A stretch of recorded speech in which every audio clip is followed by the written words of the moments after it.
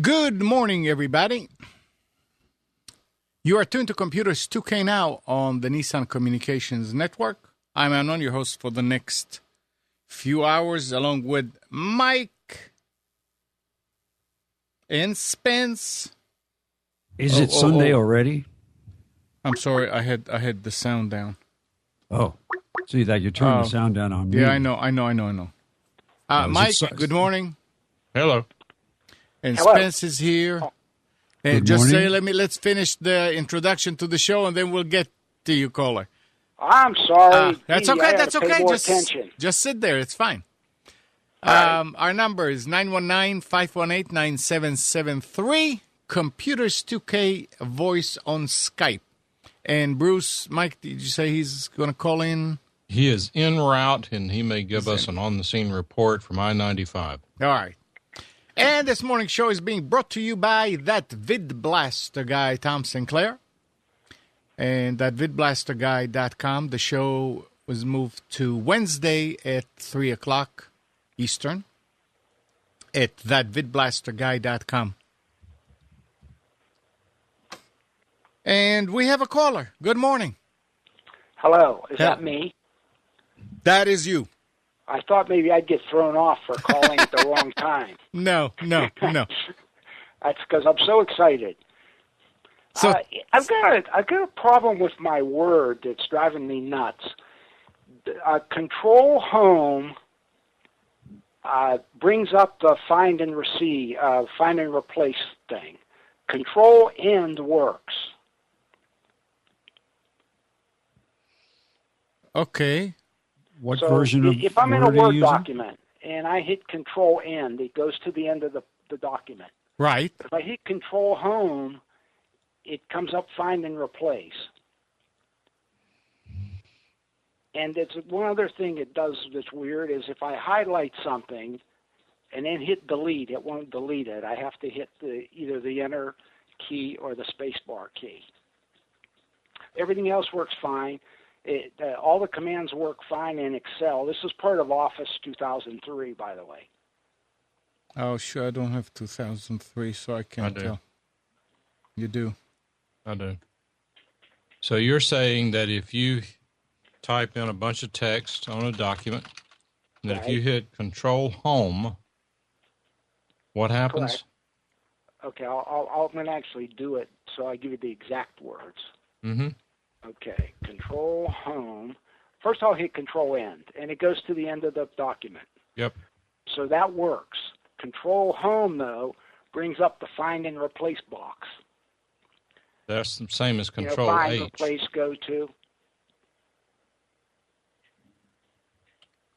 Aren't these things programmable? Well, I went online and I looked in the help thing. Plus, I went online and they said to go into I can't remember View and a couple things, but half the commands work and half don't. So that kind of says that something else is wrong. Well, let's back up a little bit. And Go ahead. when was it that it worked correctly last? When was the last time that this worked right? Probably a week ago.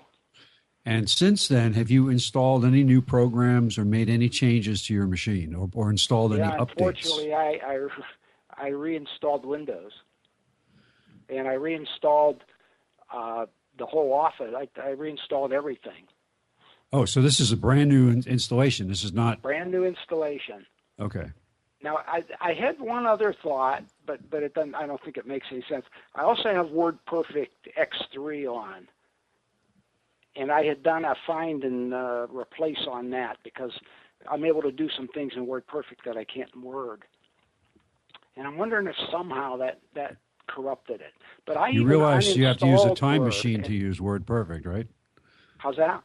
You realize you have to use a time machine to go back and use WordPerfect. Well, I'm kind of an old guy. What are you going to do? I'm just giving you a hard time. So these... Oh, that's fine. I'm fine with it. So these are, right now, you really did not make any changes, any adjustment to the program. No, I didn't do anything to make this thing go kaplooey. And again, it's just weird that if Control End works, why Control Home doesn't? So Now, any fix for that doesn't seem Are you to using the same version of Word or of Office that you installed before? Is it a new version, Yep, a different? Were you using 2000 and switched to 2003? Same one, Spence. Same one. It was Office 2003. Okay. And everything else works. Outlook works. Excel, all the commands work in Excel. Have you installed all the updates for Office? I did I think it's SP3. Yes. Yes, Yeah, but, really and you still, if you go to Windows Update, make sure there's not still another update sitting out there for Word or Office. I went in. Because there are some even beyond SP3. And then I finally quit because it's down to only some recommended ones. Okay, good. It's not going to be something easy, obviously. So you don't have any great ideas for me. Well, it's got to be a setting. I mean, if it's a clean install, then you put it back to the way. How long were you using it prior to this successfully? Was it just a couple years? Obviously, oh, years. It's been years. You don't remember making any tweaks to the. No, I don't know how to do that kind of stuff. So, I can follow directions. I'm trying to remember how to do that. One of the things that you need to check, just for no other reason than it's easy, is to go to the Tools, Macros setting. That I've never done for sure. Right. I want to make sure there's nothing there, because you can map keys. You can remap keys through the macro setting.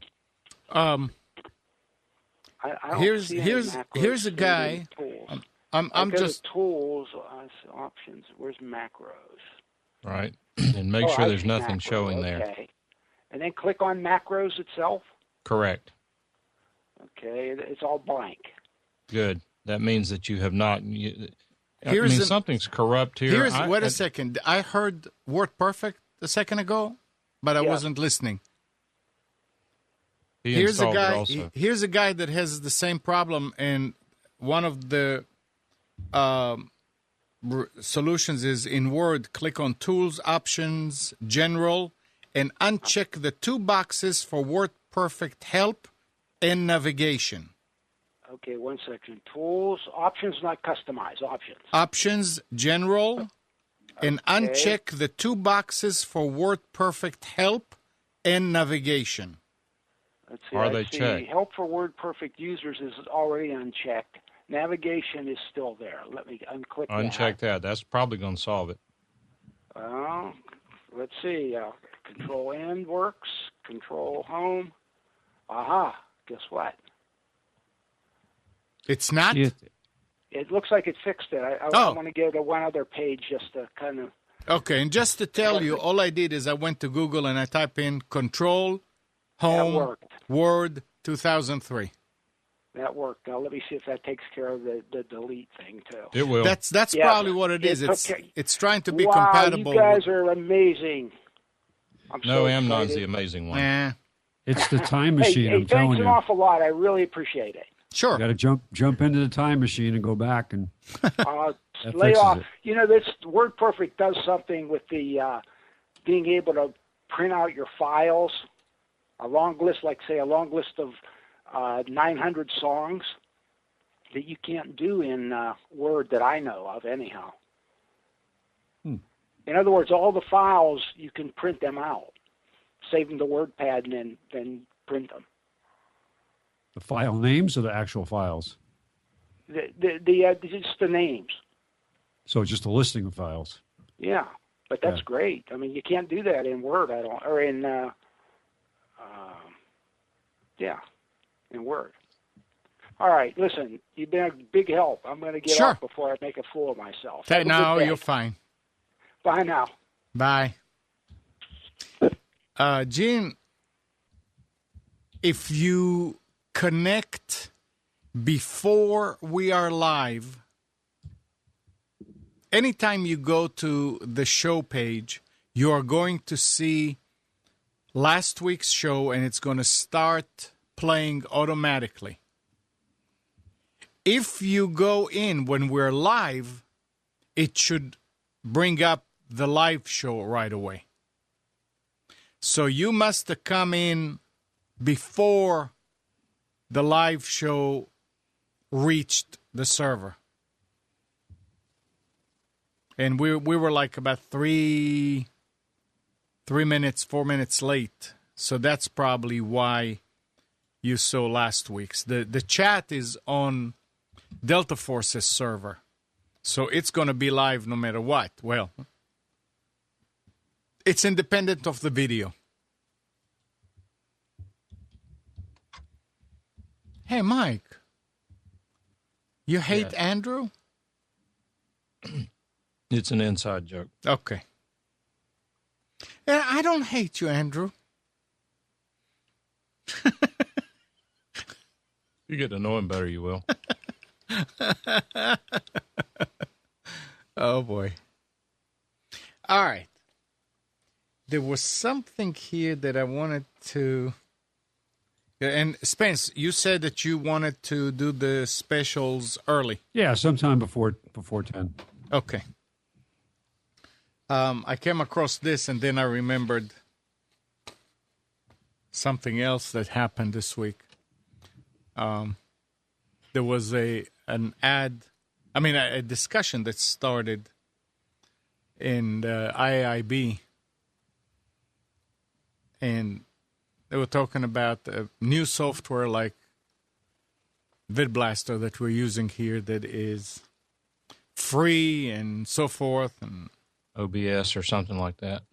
I can't remember the name of it, but I went and looked, and everywhere it says absolutely not free and absolutely not free. And yeah, we want to get those expensive cars. And didn't think about it any. And I went and I clicked on the buy button that was there. And the features were pretty cheap, like $1.99 for this and $10.99 for this and $7 for that. Different things that it can do.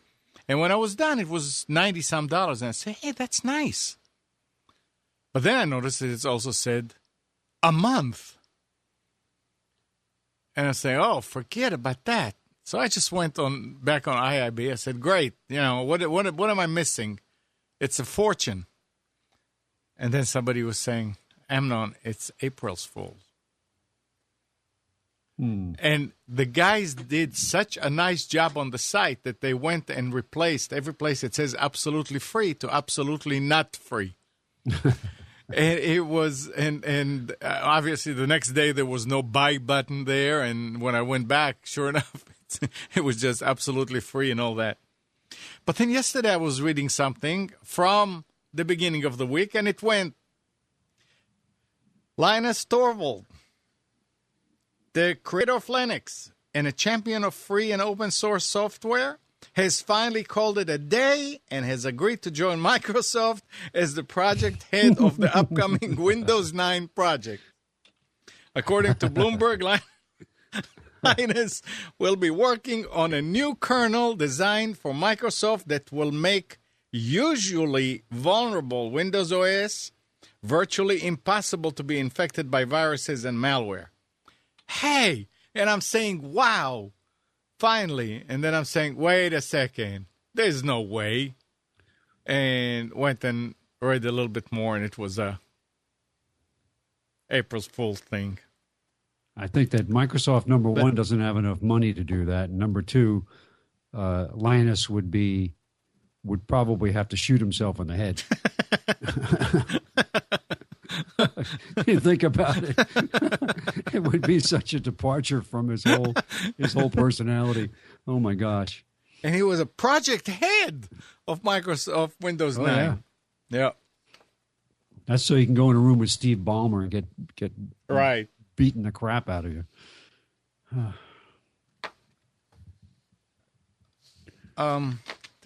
Where is it? Go ahead. I tell you, the longer that I'm involved in just business in general, you realize that there isn't a whole lot of difference between the workers and the executives, except the executives just have the what's the right word? I don't want to insult them, but insult. Yeah, well, they're obnoxious enough to take on some of the jobs that are required. It doesn't mean they're smarter. by any means. No, it does. It just means that they are more self-confident, or maybe too self-confident to actually, I can do that job. And then you wind up in roles that, once in a while you see someone do something brilliant, but I think it's more random than it is by intent. Hey, Mike, your input on this. It would appear that Apple has lost an attempt to trademark the iPad mini. This time, it's not nefarious foreigners subverting the just order of things simply by trademarking something several years before Apple did. And no, that was what happened in Brazil. It's not what happened in Brazil with the iPhone, nor is it people nefariously selling the rights to everywhere but China. That Apple's lawyers didn't notice, has happened with iPad in China. No, this time it's the U.S. Patent and Trademark Office saying that Apple simply cannot have a trademark on merely descriptive. Yeah, on iPad mini for the simple reason that the law doesn't allow them to trademark something which is just a description of the product. Well, yeah. So, I mean, how do you trademark like the iPhone? Isn't it a descriptive of a piece of hardware? Well, what is an iPhone? I mean, I know what a phone is, but what's an iPhone? It's their phone. It's their name for their phone. But there's no company called I. No. I mean, I'm wondering about just a description of the product. Is it because the working of the thing is not a patent, but just the name of it is iPad mini? I mean, they have a trademark or patent on iPad, right? I would assume. Well, but isn't it always a description of something that gives you the patent? Forget patent. We're talking trademark. Trademark. Oh, yeah, that's right. It's a trademark. Yeah, it's a trademark. All right. I'm Your looking audio. at the refusal right now. They got what's called a 2E1 descriptiveness refusal and a specimen refusal. And what it says here is responsive argument support merely descriptive. The registration is refused because the applied for mark merely describes a feature or characteristic of the application's goods. A mark is merely descriptive if it describes an ingredient, quality, characteristic, function, feature, purpose, or use of an applicant's goods or services. The applicant has applied to register the mark iPad mini for, quote, handheld mobile digital electronic device comprising a tablet, computer, electronic book and periodical reader, digital audio and video player, camera, electronic personal organizer, personal digital assistant, electronic calendar, and mapping global positioning device capable of providing access to the Internet and sending, receiving, and storing messages and other data. The term iPad is descriptive when it's applied to the applicant's goods because the prefix I denotes Internet. According to the attached evidence, the letter I used as a prefix would be understood by the purchasing public to refer to the Internet when used in relation to Internet-related products or services. Applicants' goods are identified as capable of providing access to the Internet. When a mark consists of this prefix coupled with a descriptive word or term for Internet-related goods or services, then the entire mark may be considered merely descriptive. The term pad is also descriptive of the applied for goods. The term pad refers to a, quote, pad computer or Internet pad device, terms used synonymously to refer to tablet computers, or a complete computer contained in a touchscreen. The marketplace evidence shows that the term pad would be perceived by consumers as descriptive of pad computers with Internet and interactive capability.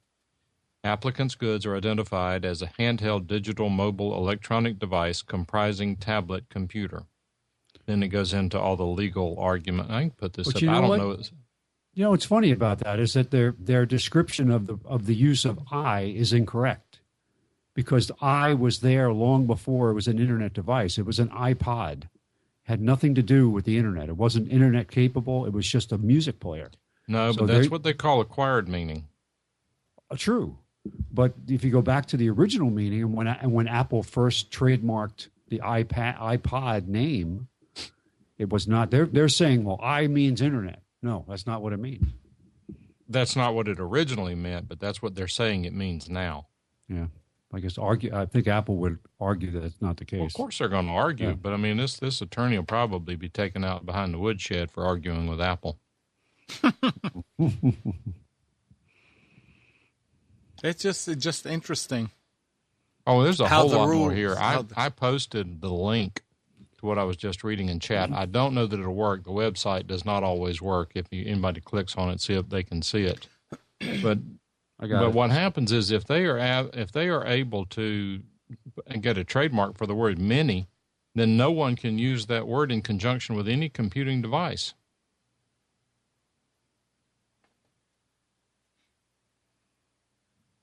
Boy, I didn't realize that CPU was so high. It was because of the return video. Yeah, now it's back to normal.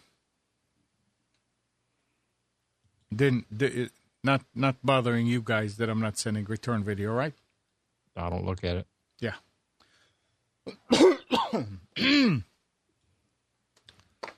What else is going on here? We're talking about electric cars and how people are shying away from them because of range and things like that. I came across this article. It says Israeli-based company Finergy claims to have developed metal air battery technology that promises to end the range anxiety associated with electric vehicles. The company battery currently consists of 50 aluminum plates, each providing energy for about 20 miles, which is 32 kilometers of driving. This adds up to a total of potential range of 1,000 miles, with stops required only every couple of 100 miles to refill the system with water. This is going to be like the old days with the trains, that they stop and that hose dangling from the top and fills up the engine with water for the steam. I mean, it's fine because you can have another water bucket in the car and you probably don't have to, or you make a bigger. I don't know what the water is for, but apparently it's for the battery. That's 1,000 miles. That's pretty good. I mean, at that point, electric cars become, hey, yeah, I can do that.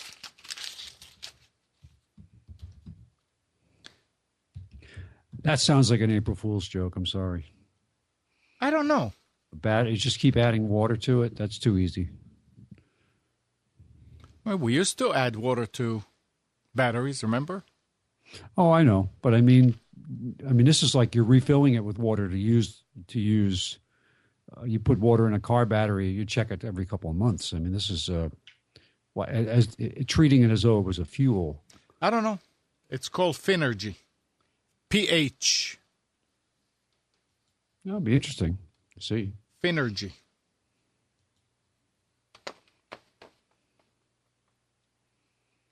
Is Steve?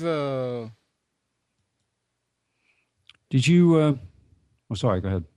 No, I was just wondering if Steve was still configuring his machine. Speaking of the term or use of I as a descriptor, I came across a video of a doctor who is the article is called Eye Doctor, which I'll probably get in trouble for using that. But it's an NBC. Let me mute this here. He would have a problem using it? No, I'm saying if they start using the term it actually says the name of the story on the news story was called Eye Doctor. I with just the letter I. Large D doctor. And what they're showing is this guy, this cardiologist that uses a iPhone. I don't know that it works with an Android, but an iPhone with a snap-in appliance that turns it into an EKG machine that can remotely send EKG information back to the doctor's office automatically. And he said, I'm prescribing apps instead of prescribing medication. I mean, I realize it's a simplification, but here I can actually show just a little bit of the video of what he's doing here. It's kind of neat. But hang on a second here. It didn't pause. I'm sorry. Why won't it pause? There we go. But here they are. What caught my eye was the fact that they were using the term "I" in the. Caught your eye? Yeah. All right, so here we go. I'll show you this. This is just to show you what this doctor is using this device for. So there's a patient in the office there, and he's seeing his cardiologist, and then in order to monitor,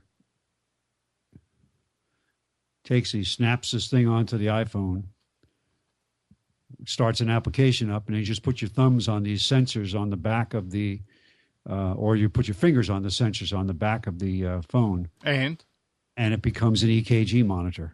Okay. And it will send you. So if you have someone, like there's a technology called Holter Monitor, which and what's the what were you trying to say by? I mean, other than advertising that the guy's talking about how using smartphones more and more in medicine, where you download an app for the patient. Like, for example, blood glucose monitors that you can connect to the phone. Other types of devices that you can connect to the phone that will provide remote diagnostics, Spence, so that you don't have to go see the doctor. Spence, I was asking, what does that have to do with the story we were talking about? Because of the term "I." And they put "I" in front of doctor. It reminded me of the. Is he having a problem using that? No. I'm saying I'm not. I won't be. I'm not surprised after we were talking about the use of the "I" as implied that someone will sue him. Okay. Or someone will sue NBC for putting a story out there using the term "eye doctor." That's what I'm saying. All right. I mean, I didn't understand what. No. That's what reminded me of this story. Okay. No, that's. Any innovation that helps people is good. Now, remember a few weeks ago, we were talking about the Sun machine that was taken down after so many years? Here's a NetWare. Anybody remembers NetWare? NetWare 3.12 server that has been decommissioned after over 16 years of continuous operation. They pulled the plug on it. It was pulled when noise from the server's hard drives became intolerable. I thought maybe the guy that was maintained it died or something. No. It says it's September 23rd, 96. It's a Monday. The Macarena is pumping out in the office radio. Midway through its 14-week run at the top of the Billboard Hot 100, doing little to improve the usual Monday gloom, 16 and a half years later, Intel hard disks, a pair of full-height, 5.25-inch, 800 megabyte, not even a gig drive, quantum SCSI devices are making some disconcerting noises from their bearings. And you're tired of the complaints. It's time to turn off the old workhorse. Can you imagine? I mean, this is why SCSIs. And I don't understand why SCSI drives are better. I mean, I guess it's because they build them for servers. But can you imagine 16 years the hard drive is just spinning there? And finally it started making noise to the point. It's interesting that it was sound that made them stop using it. Yeah. I guess it started making some noises before, but it was, every now and then you would hear your hard drive going, meow. And you say, okay, well, I'm going to have to replace it, but it's okay. And it goes away, and maybe a year later. This is, when they said that it is when it became intolerable. And there's Steve. I remember days in the old IBM data centers where we would replace disk packs on DASD, the storage devices for mainframes, because of noise. It wasn't because of errors. It was just that the bearings would start to go, and it would get louder and louder and louder to the point where the rooms were loud to start with because you had hundreds of spinning. Yeah, but you know that when the bearings are beginning to go, the hard drive is going to go. Oh, boy. Yep. Yeah. You didn't want to wait until it shattered itself. Good morning, gentlemen and ladies that are probably listening, if not now, after the fact. How are you? Extremely well. I'm just wondering, actually, I think I may have missed the noise that hard drives made before they pack up. Could you just do that one again for me, please? Yeah. That's what I thought it said, and it sounded like. Well done, thank you. No, that's a plane. That's a plane flying over. I think with SCSI, the reason they were so much more expensive is because they usually came with like a 5-year guarantee, didn't they? They were designed to be run 24/7, a bit like the Western Digital, whatever, the black drives or whatever they are. Yeah, but it makes you wonder, why don't they build all the drives like that? So charge a little more. But why can't you build them all like that would last? I think it's Seagate do a server range, don't they? And Western Digital do. So I don't know. I think the average person thinks, well, I want to get a 2 terabyte drive, and it's less than 3 packets of cornflakes these days. So that's fine. But when they're like 6 packets of cornflakes, that's a little bit too much for some people. Yeah, I was never even aware that Intel made hard drives, because it says 16 and a half years later, Intel's hard disks appear a full height, blah, blah, blah. I thought they were getting out of the a lot of the hardware sectors that they were in. That doesn't sound right, because Quantum is Seagate, right? Or is it Western Digital, Quantum? I think that was Seagate took Quantum, then Seagate also took Hitachi, wasn't it? I don't know. They all combined. I mean, eventually they'll be just like Western Digital and Seagate. I think well, Donovan, Donovan is saying that the server was Intel. It's actually saying Intel's hard disks. Because Intel are making SSDs, aren't they? But I did read somewhere SSDs, that they were pulling out of a lot of that, if you like, not chip manufacturing, hardware type stuff, because they just couldn't compete. Yeah. Concentrate on the stuff that they're sort of good at.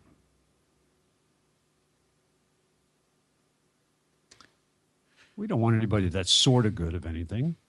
No, we want them all to be perfectionists at it, but obviously charge peanuts for the devices they turn out. Oh, okay, I see. Donovan is saying that is what the machine was named. Oh, okay, I see. Interesting. 919-518-9773, Computers 2K Voice on Skype. Spence, since you're going to have to leave soon, why don't you go ahead with the specials? Do the specials? Absolutely. Mike, are you ready for the specials, or are you in the middle of something that you... No, go ahead. I'm playing with something else. Okay. And today we're going to call it the Early Bird Specials. Mm-hmm. I'm sat on the edge of my seat. Can't wait. That's it. Okay. Stop sucking. What does that sound? I've no idea. The early bird. I don't really want to know either. It's tweeting. I see. Okay. You got to get there by 4 o'clock. Don't forget. Early bird. Go ahead. All right. H.H. Gregg. 2 terabyte USB hard drive for $89. Netgear N600 router, $69. What brand hard drive is that? Yeah. And No name. I was going to ask, because did you say USB 2 or 3? 2. 2, okay. And it's a no-name drive. It annoys me. I was looking for a drive, while we're talking about USB drives, just very quickly.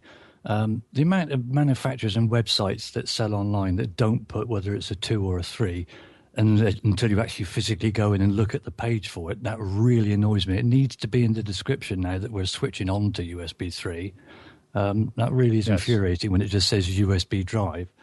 And you've got to go into 27 different pages to find the ones that are 3, and they don't have a USB 3 search facility. But let me ask you this. If it doesn't say 3, have you ever found one that turned out to be 3? No, because they just say USB. So that means 2. Yeah, typically. Well, no, because there are some there that are 3. But my it still opinion says would USB. be, but if it's a 3, my opinion is they're going to say that. If it's not, I think you have to assume that it's 2. That was my question. Have you seen one that after researching it did turn out, in fact, to be a 3? Yes, there were several. But unfortunately, they don't have that as a search criteria. And so there are sites that do. They'll say, you can click just to see USB 2 or you can click to see USB 3. But several sites don't. And I think they just need to update their search facilities, or at least label things properly for us, customer service, that kind of thing. While we're on the subject, I actually purchased a Drive Station Axis 2 terabyte external drive 3.0 for $74.72 from Staples. It will be there tomorrow. What manufacturer is the drive? It says Drive Station Axis. I forget what brand that is.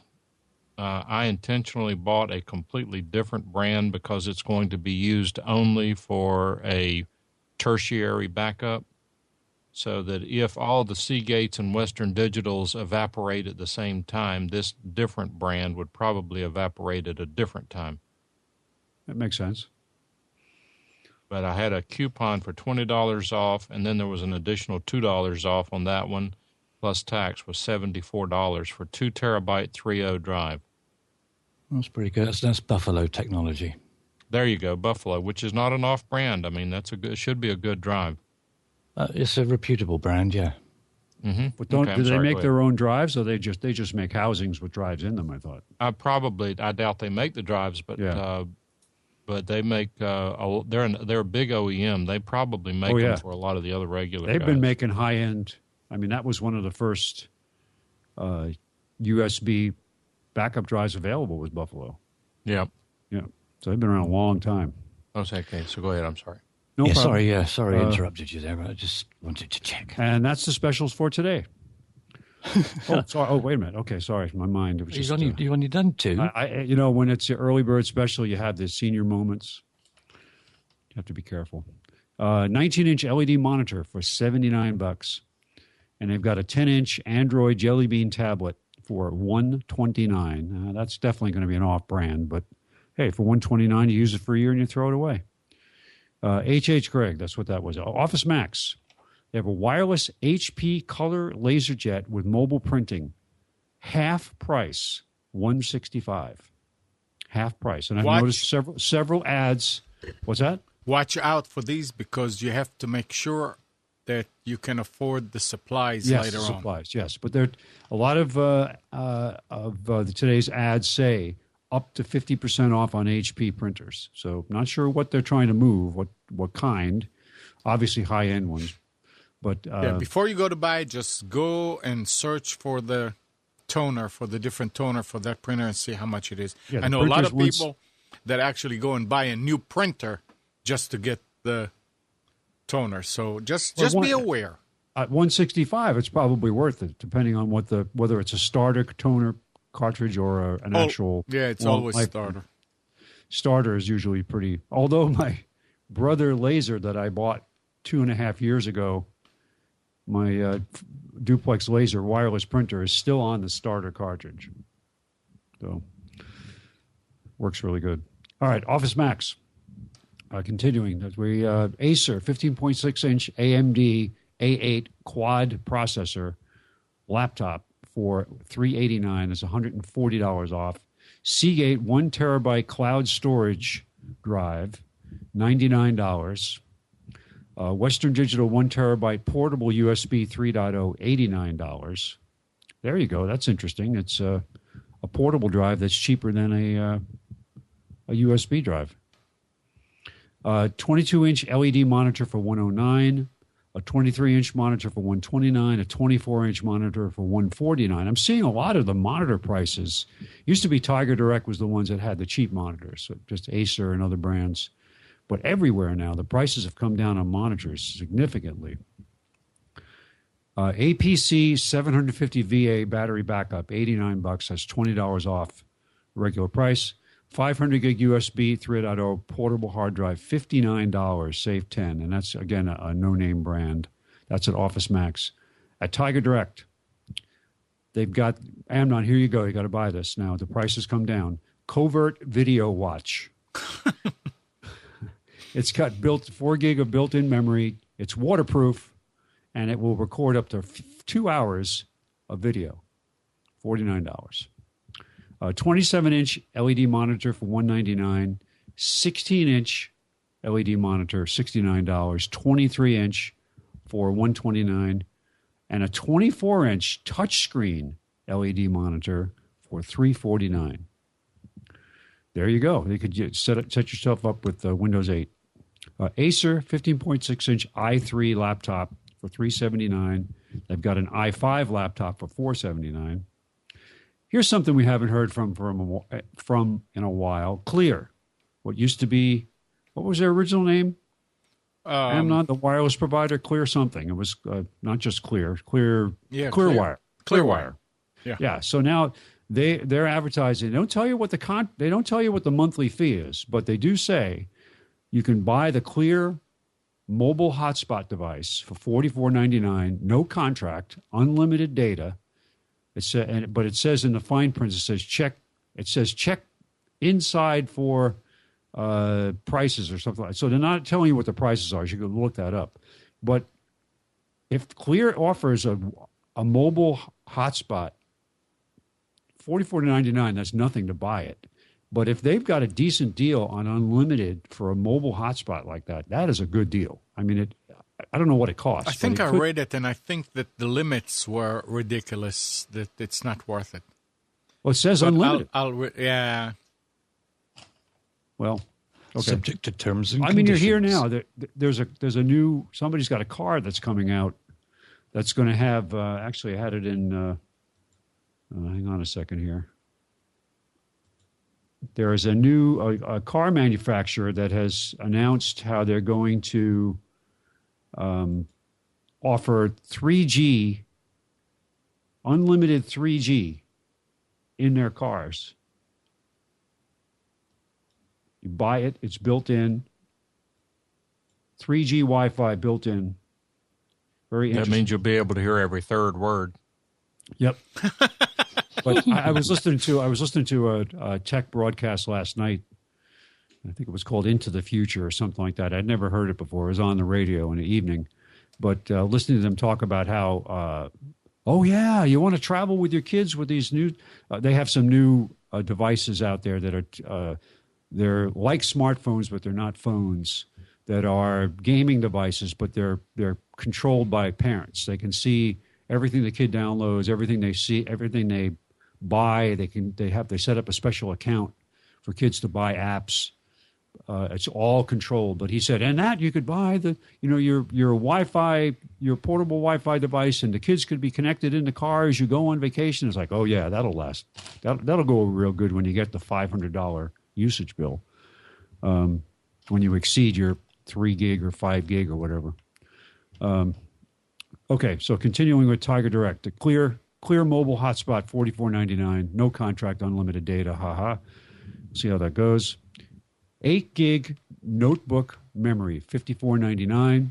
4 gig desktop memory, $22.99. 8 gig for $42.99. That's all DDR3. Western Digital 2 terabyte desktop hard drive, $139 with a mail-in rebate. And that's obviously not a green drive, not at that price. a Class 10 micro SD card with the SD adapter. Class 10 is significant if you're going to be recording video. Very important to have a fast write speed. Class 10 is up there. 16 gig for $15.99, 32 gig for $27.99, 64 gig for $52.99. So if you want to do some serious recording with your smartphone or tablet that requires an SD or a micro SD card, some good prices. That's all at Tiger Direct. Staples has a 15.6-inch Samsung AMD dual-core laptop for $299, save $150. So, and this is where they advertise up to 50% off on HP printers. 128 gig Kingston solid-state drive for $99. That's $30 off. HP 11.6-inch convertible laptop. They're not calling it a tablet. They're calling it a convertible laptop. It's obviously got a touch screen. With an Atom dual-core processor, 64 gig solid-state drive, $599. And for the same price, you can get the Lenovo 11.6-inch convertible tablet, they call it. And this one says Intel inside, but doesn't say what processor. So I'm assuming it's also an Atom processor. Also 64 gig solid-state drive, also $599.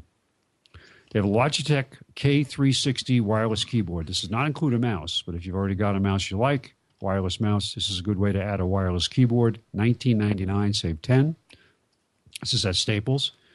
At Best Buy, they've got a 20-inch LED HP monitor for $89. That's $30 off. A 23-inch LED HP IPS monitor for $169. And I believe that should let's table that for a second. Talk about what IPS is, because I can't remember exactly what it means. But $169, save $60. I think it's good. I think it's the next generation of to do with video graphics, right? This actually takes advantage of some of the onboard capabilities of the chipset. Logitech Z506 5.1 surround sound system, speaker system. This is some awesome looking 6-speaker setup for $75 that you can probably use it with a TV, I would guess. But if you want to have just a really nice sound system for your PC, $75, $25 off, big subwoofer, center speakers, right, left speakers, 2 rear speakers. Nice little setup. That's at Best Buy. And finally, at Office Max, they've got a 7-inch Samsung Galaxy Tab 2, 8 gig of memory, with a free 8 gig micro SD card, $179, save $20. They've got a 15.6-inch Lenovo i5 laptop, 8 gig of memory, 750 gig hard drive, $479, save $220. They've got a 3 terabyte Western Digital 3.0 hard drive for $139. And they've got a 23-inch Samsung LCD monitor for LED monitor for $149, save $50. And that's it. Talking about the Clear, did you say it was only 3G? Didn't say. Oh, because they Didn't have say. a 4G mobile, unlimited data usage, no 4G coverage fees. This is the ultimate mobile hotspot. Get internet anywhere. The Clear coverage area, it's $50. A month? Yeah. Well, depending on the speed, you could get... Well, they're talking about 4G. Well, that's still relative. You could be right. in a 4G area and still get less than 2 meg. Correct. So I could never get my 4G modem to work, period, at my house. So I had to roll back to the 3G modem. But that's the pricing that they have on their page. Anyway.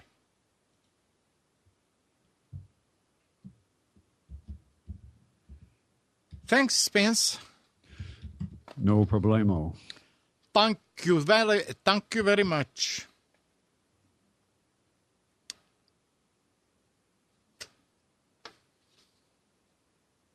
All you youngins, and Mike, you can chime on this. Anyone under 18 found reading the news online could hypothetically face jail time, according to the latest draft of the Computer Fraud and Abuse Act, CFAA, which is said to be rushed to Congress during its Cyber Week in the middle of April. According to the new proposal floated by the House Judiciary Committee, the CFAA would be amended to treat any violation of a website's term of service or an employer's term of use policy as a criminal act. Applied to the world of online publications, this could be a dangerous notion. For example, many news websites' term of use warn against any users under the certain age to use their site. In fact, NPR and the Hearst Corporation entire family of publications, which include Popular Mechanics, the San Francisco Chronicle, and the Houston Chronicle, all disallow readers under 18 from using their services. According to the DOJ, this would mean anyone under 18 found accessing these sites, even just to read or comment on a story, would face criminal charges. Why would a news site say, I don't want anybody under 18 here? But this is interesting. And this, I missed something along the way. Are you saying this is a bill in Congress or what? Yeah. And who introduced this bill? It doesn't say House according to the new proposal floated by the House Judiciary Committee. I don't know. Something's missing on that story. I don't know. Gentlemen, I'm going to have to go in a couple minutes. But, all right, Spence. I wanted to say that IPS in a monitor it actually stands for in-plane switching, and it's just a different monitor technology. There are different. Apparently, I'm just reading on it now. There's lots of different technologies out there with high-end monitors: vertical alignment, in-plane switching, plane line switching. Each of these has its advantages and disadvantages, whether it's speed or color density, color intensity, things like that. So an IPS monitor tends to be more expensive because it can render better colors. I thought it might have been tied to something to do with some of the new chipset technologies, but it's not. In fact, it's not. But it does. A lot of the IPS monitors are used by graphics agencies because they know they get true color. The color rendering is better. You don't have to tweak it so much. It actually represents without as much what it's supposed to look like as it would do when it's printed. The monitor I've got is an IPS. That's why it was £500.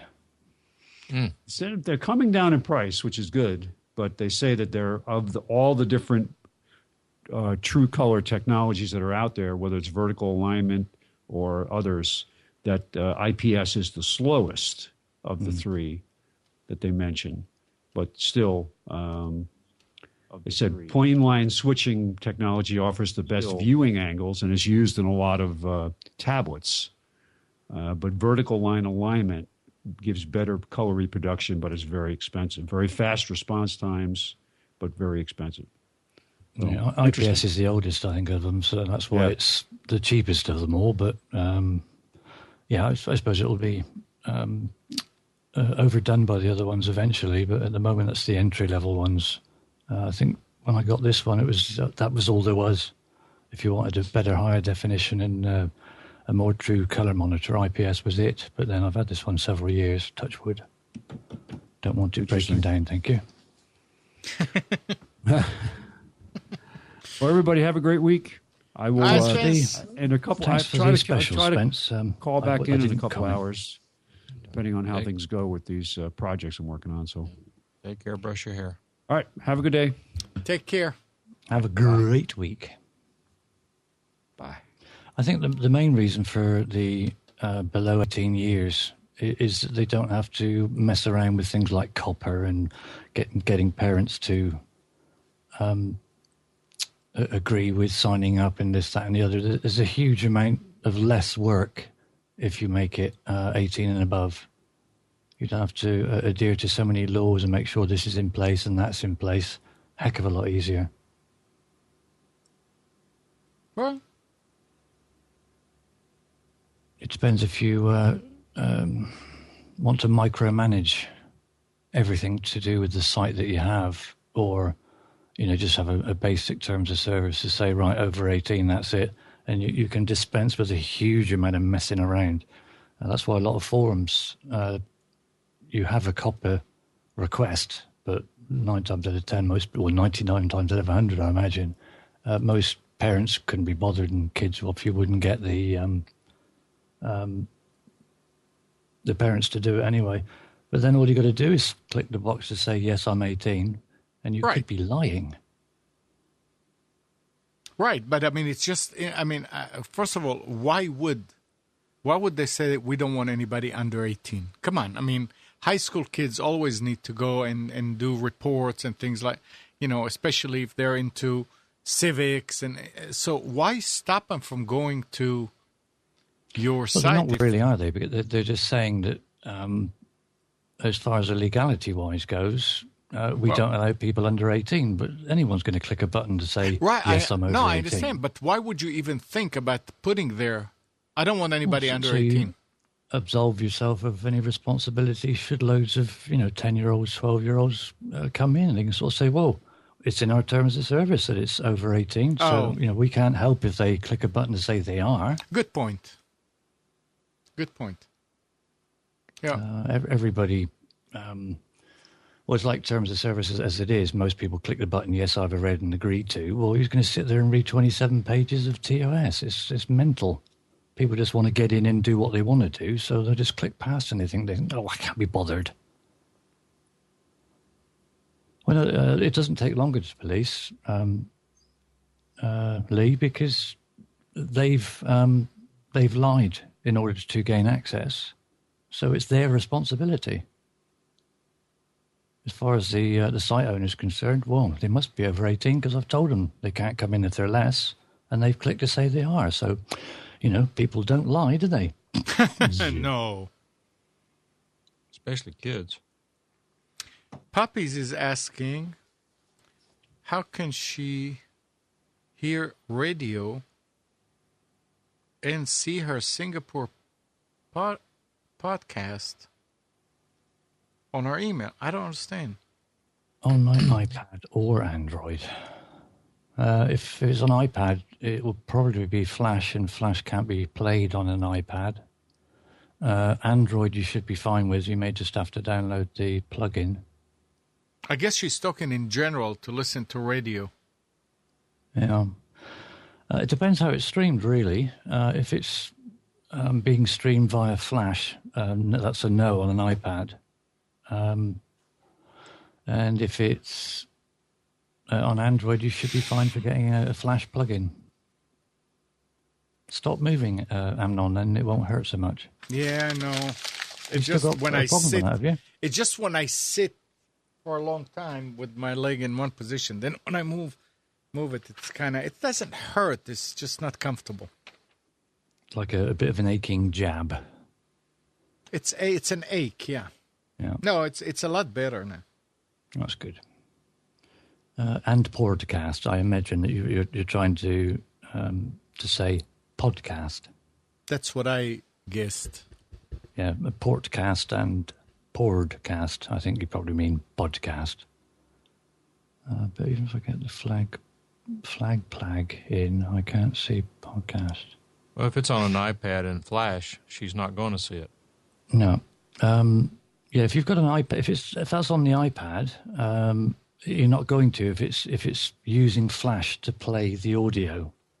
But on an Android, you should get a little pop-up that says download plugin, which then allows you to listen to the podcast.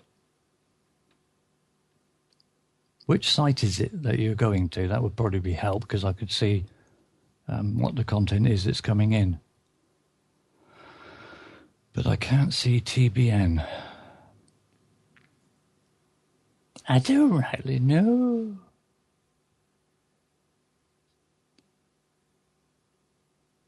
Interesting.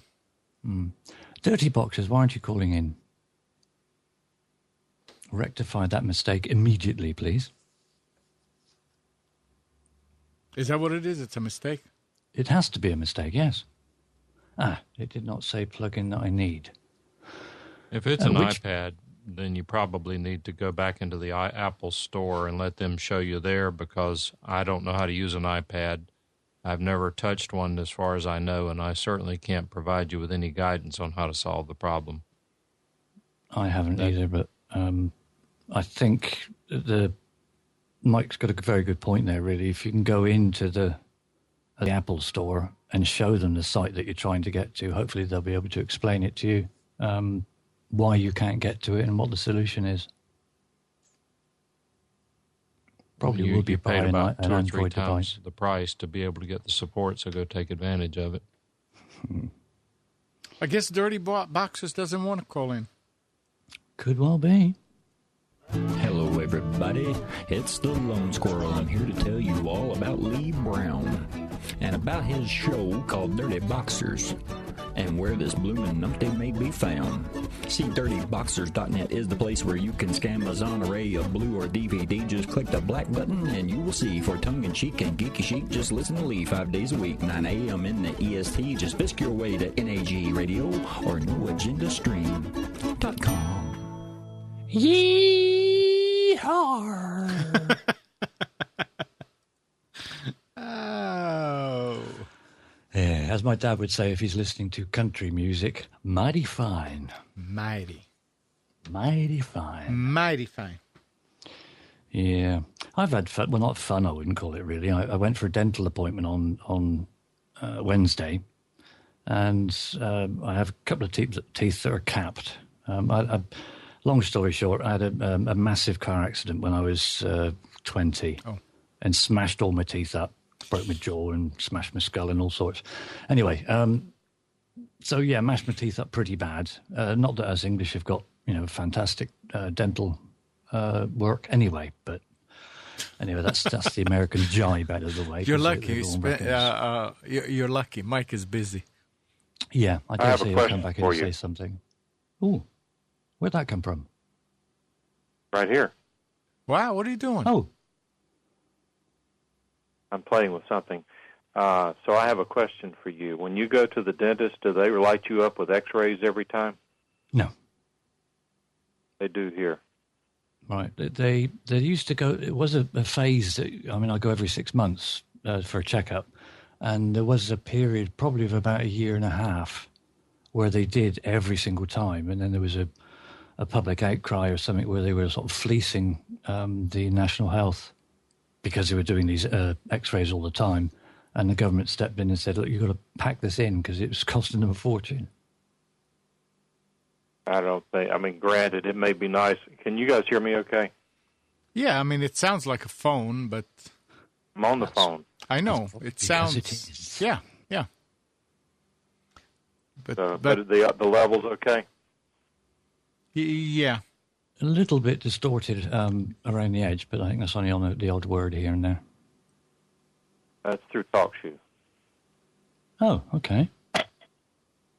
I've just been playing with it. They've changed some things here. It's not quite as user-friendly as it was with the SIP client. I was connecting through the 7463 thing, and it would connect for about 1 minute and then disconnect. Right. Yeah, I don't think the 7463... well, Randy said that was going out of operation, I don't know, about a year ago, I think. It's working, though. It works, but it disconnects, and it may be the SIP provider that I'm using to connect. I know that it's sensitive to that. But now, for example, I am calling in on the IP address, the 123, and connecting that way, and so far it has been pretty stable. Of course, I'm connecting now through my home telephone number. Right, but on SIP, you've connected directly 123 at. The host that you're hearing me through the host is the SIP at 123. I'm using Blink with a SIP account to connect as the host. And I'm dialed in and talking to you over my home phone through the POTS network. Okay, but the 123 at is stable and continues past a minute. Yes. Yeah, I think it's just that 7463 thing. And what's interesting here, though, Steve, is that while I was playing with it and while I was so distracted trying to find out where the issue was, I actually dialed in with Google Voice, and it connected and stayed connected. Wow. Well, that does surprise me, because Google Voice, I think it was only about 6 weeks after Google Voice sort of kicked off that it just shut down straight away. Just would not go through to talk to you. I think they realised people were sitting on it for hours. But it went through. It worked. So I guess maybe, of course, TalkShoe appears to be dying based on what I'm looking at from the outside with no inside information at all. There's just not that much there anymore. But the reason I'm testing it is obviously I like to play with various techniques for connecting with telephone and other things. And what's interesting at this point is the latency or the lag between the audio and the caller is the lowest I've ever heard on a talk phone bridge at this point. Absolutely, because you're less than a second. It's surprisingly low. It's definitely lower than Blog Talk Radio. Yeah. Well, it could well be, but it's what we got on there. I haven't been to TalkShoe for blooming ages. I did pop in earlier when you mentioned that about TalkShoe, but I thought you were on the phone, so I didn't come back to you on that. Yeah, it's not bothered with it. I sort of like burnt out when although strangely I did saw the CEO logged in on Skype just now, and I just sent him a quick message to say hi, long time no see or speak, but he hasn't replied. Not that I expected him to. Yeah, but this is interesting. I mean, I like to play with the various things because you never know what the future may hold. But it's at this point working quite well once you get through all the bugs. What we're talking about, if you're listening and don't know, is that we are at this moment in time broadcasting on TalkShoe, Talkshoe.com.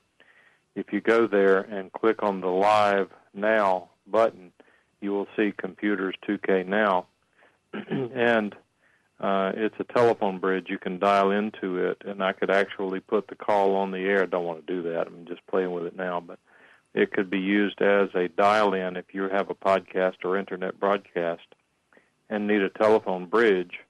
As long as you have a mix minus and separate sound card channel, you can create a telephone bridge for your show or podcast using TalkShoe. There's no call screening like there is for Blog Talk Radio. There's no separate room for it. But if you're pre-recording your show and not really concerned about some pod crashers getting through such that you can edit it out after the fact, or if you're like GFQ and think it adds to the content, then it should work very fine. Interesting, Mike. I mean, you're talking about the screening. How many times, and you screened for Carrie Psychic Cafe, how many users or callers did you have to just say, no, I'm not going to even pass you on? Oh, probably be about 5. So it's not a big deal. Well, it depends, because, for example, when we do the Rick's House show on Saturday morning, it is a big deal because the show is going out over the radio. Yeah.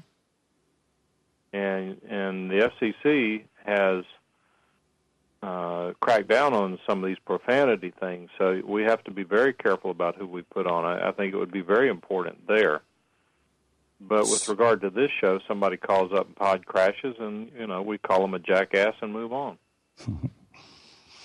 Yeah, and we can probably come up with some mechanism to put a delay that we can just,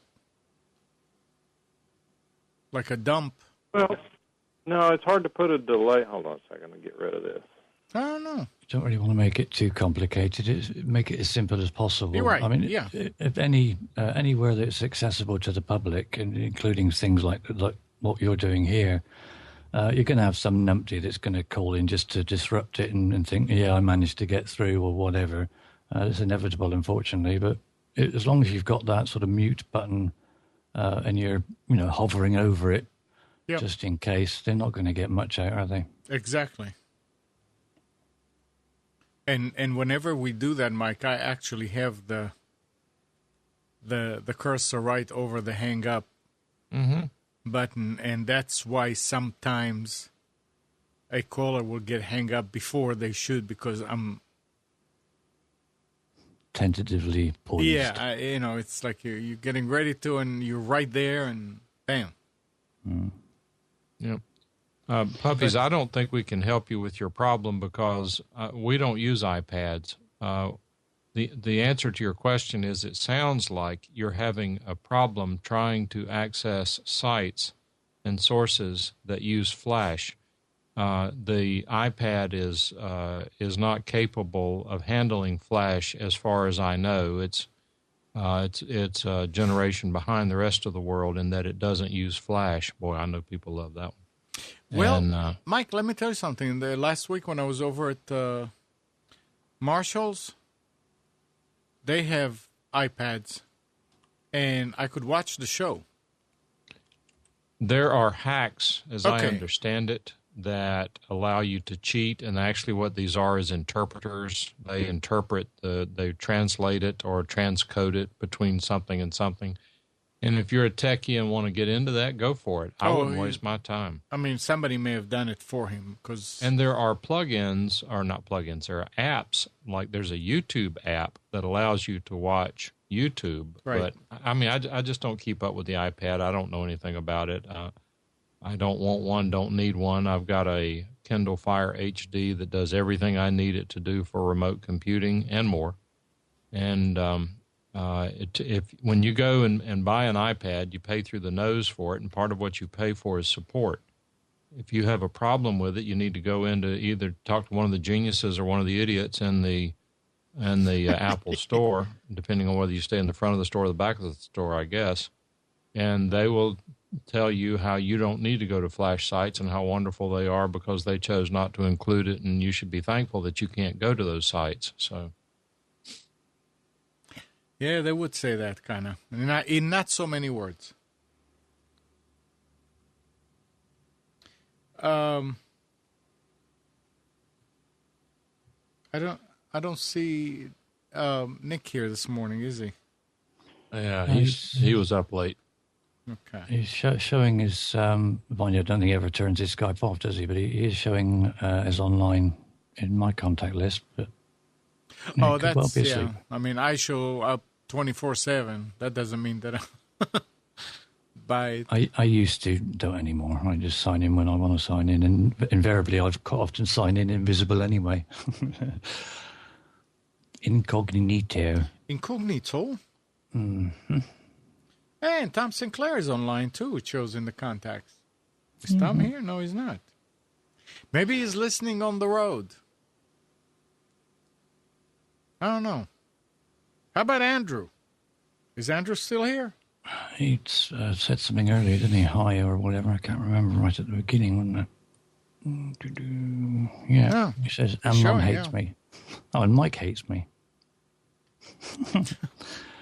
Listen to this. Andrew probably has a major headache from last night. I see. Numerous studies and much accepted wisdom suggest that time spent doing nothing, being bored, is beneficial for sparking and sustaining creativity. With our iPhone in hand, or any smartphone, really, our minds always engaged, always fixed on that tiny screen, may simply never get bored, and our creativity suffers. For example, psychology professor Gary Marcus distinguishes between the two primary types of pursuits we use to defeat boredom. Boredom is the brain's way to tell you you should be doing something else. But the brain doesn't always know the most appropriate thing to do. If you're bored, and use that energy to play guitar and cook, it will make you happy. But if you watch TV, it may make you happy in the short term, but not in the long term. So much of what we do on the smartphones, however, is accidentally. No, I skipped. Is decidedly short term. A few moments playing a game while we stand in line, a minute to scan Instagrams as the person in front of us is at the grocery store, pulls out their checkbook. Of course, you'll probably be reading on this on a smartphone. But it's interesting. Apparently being bored is good for the brains. For the brain. Is that interesting? Well, I think if you're a 4 or 5-year-old, the only thing you can think of to do when you're bored is pick your nose. But, yeah, so I'm just going to sit here and get a little bored and see if... I thought you could have said and sit here and pick my nose.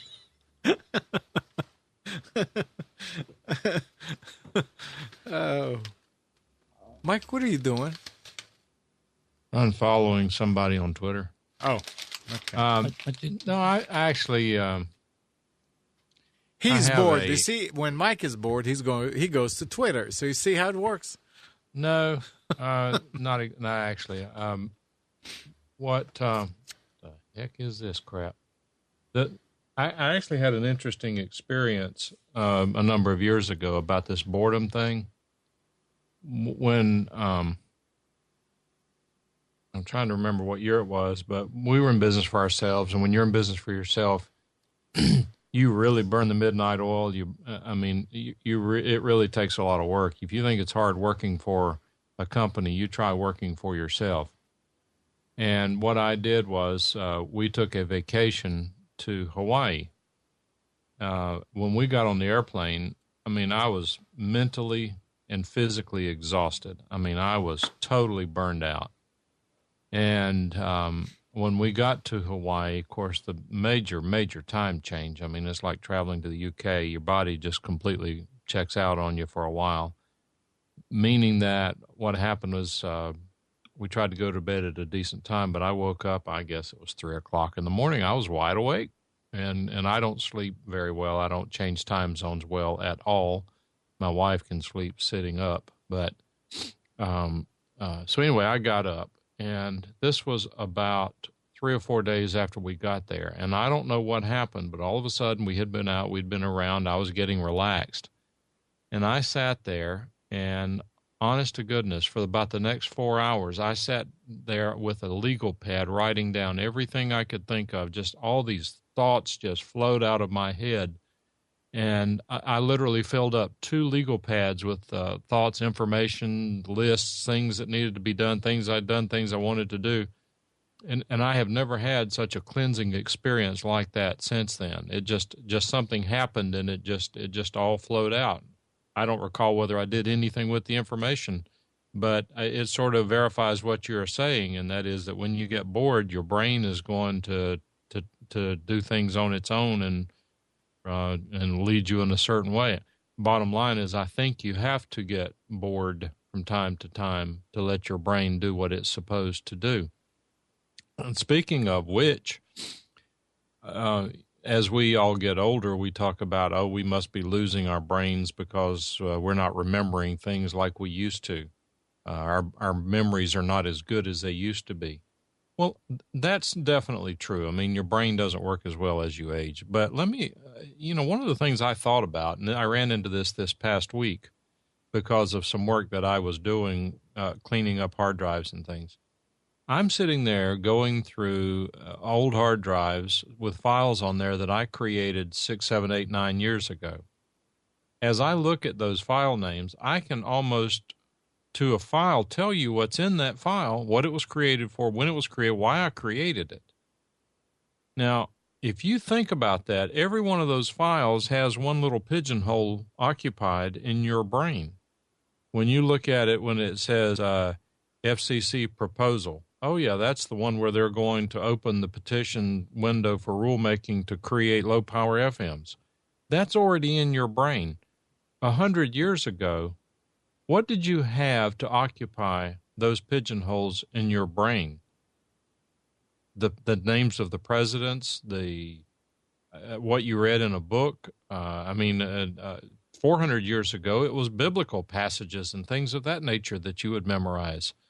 So I would argue that the brain, the information overload in the brain has gone up exponentially in the past 20 years. It's amazing that we can remember the day of the week. That's my theory anyway. And also, if you take that into account, with the amount of information that you've got years ago, but we adapt extremely well, don't we? As going to school, there's a huge amount of information that you're being taught that you have to retain for exams and stuff like that, and life lessons that you learn, and tips that are passed on from your relations and old wives' tales, whatever it might be. But we're constantly evolving in the way technology is evolving as well, because years ago you'd have to remember the phone numbers, and you probably would remember a good, I don't know, a couple of dozen phone numbers off the top of your head, as well as addresses and things like that, for the ones that you would use regularly. Whereas now it's all on computer. You don't have to, or on your smartphone.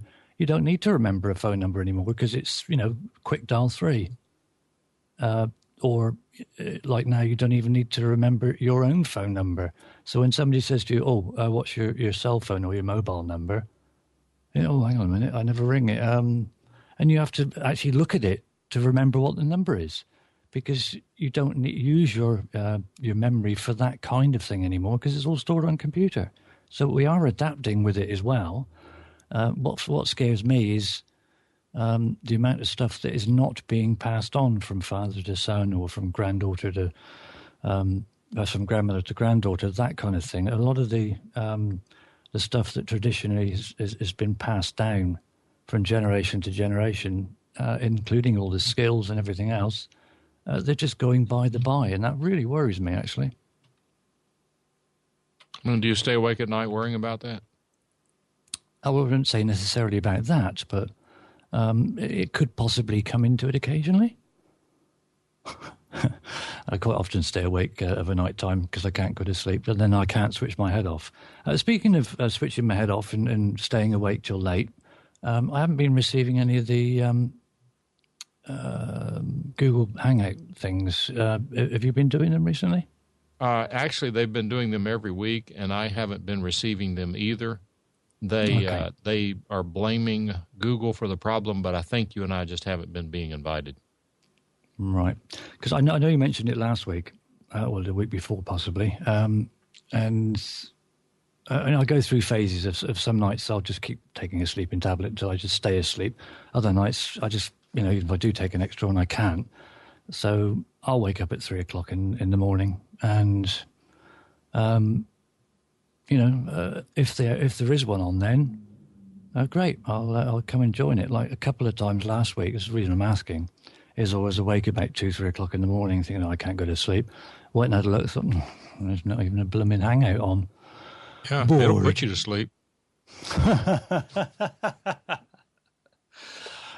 Yeah, okay. Anyway, Nick, if you are out there listening, stick me back on the list, please. He is. He's going to start actually sending, and he's going to start sending them by DM and so forth, because either they're lying to us, or there is really something wrong with the notifications, and I think it is something to do with their chat client. I'm not sure what it is. The people they really like are getting theirs, but it is what it is. Well, I'm a horrible person, so I can't blame them not liking me. Yeah, well, they don't like me either. Maybe it's because we're such decent people. That's what it is. Well, I know what, Steve. You and I will just start doing hang-ups. Well, I'm good at hanging up on people, especially the idiots that try We'll and start doing sell me hangouts, things. and then we won't invite them. How about that? Yeah. Speaking of that, actually, are you going to be rushing off after the call is finished? I have no idea, but if it's something you need, I'm available.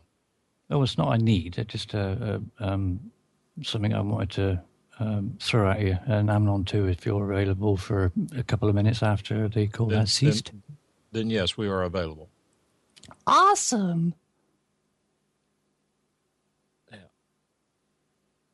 Yeah, TalkShoe is still working. Okay. I don't think Amnon's got any audio coming through. He seems to be moving his mouth, but I don't hear anything. Oh, I'm sorry. I had it down when I was doing some sound. No, I was saying, Nick, feel free to call in with video if you like me to plug your show. Plug it. Plug it. I haven't. I've sort of And Andrew, finished same for you. configuring I'm sorry. the Go ahead. laptop. I noticed you asked one earlier on that if I was still configuring the laptop. Yeah. No, I've finished configuring it. I've got Windows 8 on and it runs Linux, and I just need to put on a few programs. But I haven't been concentrating on that this week. But yes, it's working, and I'm very happy with it. Nice. It's a hell of a bargain. I'm so amazed I managed to get it for that price. Very, very nice. Normally those kind of things don't happen to me. It's like, oh, look, there's a guy that we can rip off. And I get charged a silly price. But I was obviously, the wind was blowing in a strange direction that day. By the way, okay, Nick was just saying something about speed. No, he posted this. No. It just reminded me of something, and I'm trying to. What is it? His network connection speed, is it? He just posted this photoshopped invitation. There was some talk about the speed. That's not it. What is it? There was a talk about the speed that speedtest.net is giving you, and it was it was one that was the actual speed. I thought it was my speed, but it's not. Shoot. Well, think about what it was, because I was going to comment on something else you were saying a while ago, Steve. The business about us not passing along things to the next generation. Yeah. There's an old saying, I can't remember who said it, and it has been misattributed many, many times, but there's a saying that says, don't go to your grave with the music still in you. And the phrase came from, I guess, whenever you see an accomplished musician who passes away, and you realize that you'll never be able to enjoy the music of that person over the years. When the Beethovens and the whomevers pass away, the music goes with them, because the music comes from within the person, I think, is the interpretation of what that means. And I think that what a lot of the public speakers and pull yourself up by your own bootstrap people and all that say is that don't go to your grave with your music still in you. That is, that everyone has a story to tell. Everybody has something to pass along.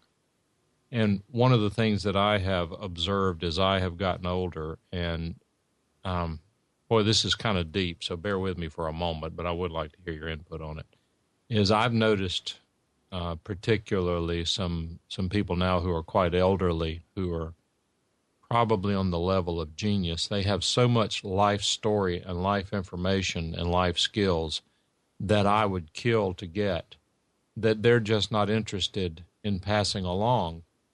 And the reason they do it is not because they are selfish. It's because they say, oh, the older I get, the more I realize how little I know. I don't want to be presumptuous and tell you how to live your life. When in fact, they've already been down the path. They've already learned some of the tricks. They could share them and keep us from having to make the same mistakes, but they don't feel like they have anything to pass along. I think that's one of the saddest parts in life. I, to this day, am so sorry that I never sat down with my dad my gosh, I've got tens of thousands of dollars worth of recording equipment and the skills to know how to use it. Why didn't I sit down with him and just talk for hours and hours about what did you do? How did you do this? I mean, one of the things that he would never do is he would never talk about World War II. And whenever at some point someone questioned him, why don't you guys talk about it? The only response he would give is war is hell. And he said this, you just don't want to talk about it. Well, at one point before he passed away, he got in the mood to talk about it. We were riding back in the car from somewhere. It was a long drive. I don't know if we were coming back from Florida or wherever, but I was just so exhausted that I couldn't stay awake. But the conversation was fascinating. And at this point in time, I would give anything to have an audio recording of what he talked about. I say it to you. I say it to anyone who's still lucky enough to have their parents around. Don't underestimate what you're going to appreciate as you get older. Go ahead and take advantage of it. Just you take pictures. I mean, Andrew and his wife take pictures of everything. I mean, if they go to the restroom, they take a picture on this funny looking sign on the restroom door that they're not used to, and they post it on the internet. To us older people, that may seem strange, but at some point in life when they go back and look through these things and say, that's pretty amazing. I remember going there. That was a fun time. That was a good restaurant, and so forth. So, this going to the grave, what I'm trying to get to is that people tell me I should charge for what I pass along, the information I pass along. That's not my purpose. My purpose is what little bit's left in my brain. If I can pass it along and save somebody some headache or heartache, I'm glad to do it. That's one of my goals in life. If the information is not useful or if it's presumptuous or narcissistic for me to do that, then just ignore it. What do you think, Steve? I wholeheartedly agree with you. And I feel really sad for you that you haven't been able to sit with your father and, just talk. That's one of the things I really enjoy doing because, Dad lived his life. I mean, he was born in 1930, so he doesn't really talk about the war. He talks about his time when he was in Germany after the war, when he was in the RAF and things like that. But he's such an intelligent guy, my dad. He can turn his hand to anything to do with, jobs that might need doing around the house or the garden, electric, you name it. He can turn his hand to it, very much like his dad did, my granddad, his dad's dad. He had a massive workshop out the back, and I just about remember that. And he in fact used to invent things, and he would involve my dad with that. But I think, again, that's very much what used to happen many, many years ago because you had to make do. You weren't wealthy that you could just go out and buy. So, you would see something that would be in the hardware store or something like that. I think there's no way I can afford to buy that. But if I get a couple of scrap bits of metal or a couple of scrap bits of wood, I can make one up that will do something similar. And it was very much a case of making do with what you had knocking about. And I've learned a huge amount from my dad because of that. And he did what his dad did, was get him involved and say, look, I'm trying to figure out how I can do this. What do you reckon would be the best way? To encourage him to sort of think about the way of getting out of the situation that they were in or how best to do something. A very good teacher, and my dad did exactly the same. But there's an awful lot of knowledge that that you mentioned as well that people think, oh, no one's going to be interested in that. Mm-hmm. Or like you say, he's a lot more proficient at it than me. When I was spending a lot more time online, when I was, doing hours and hours a day, never a day went by that I didn't learn several new things just from chatting to people. And I think if you're of the mind that you would like to pass on information or you would like to help others, like what used to be in the old days, you were everybody knew their neighbor. They knew most things about them, whereas nowadays everyone sort of keeps themselves to themselves and doesn't want to get involved with anyone else. It's all done on your little iPad or your phone or whatever it might be in front of you. You don't get involved with other people for fear of, I don't know, it just doesn't seem to be the same to get involved with somebody else or a neighbor or somebody that looks like they could do with a hand or with a bit of help or something. people don't get involved and offer help anymore. It's all like, oh no, you keep yourself to yourself, nothing to do with you, which I think is horrible. Really is a terrible way to live. Agreed. I mean, some time back now, Dad and I went shopping, and I've got a van, which is not like a minivan, not a minivan, but it's a small truck type thing. No back seats. It's just a big area, just 2 seats in it.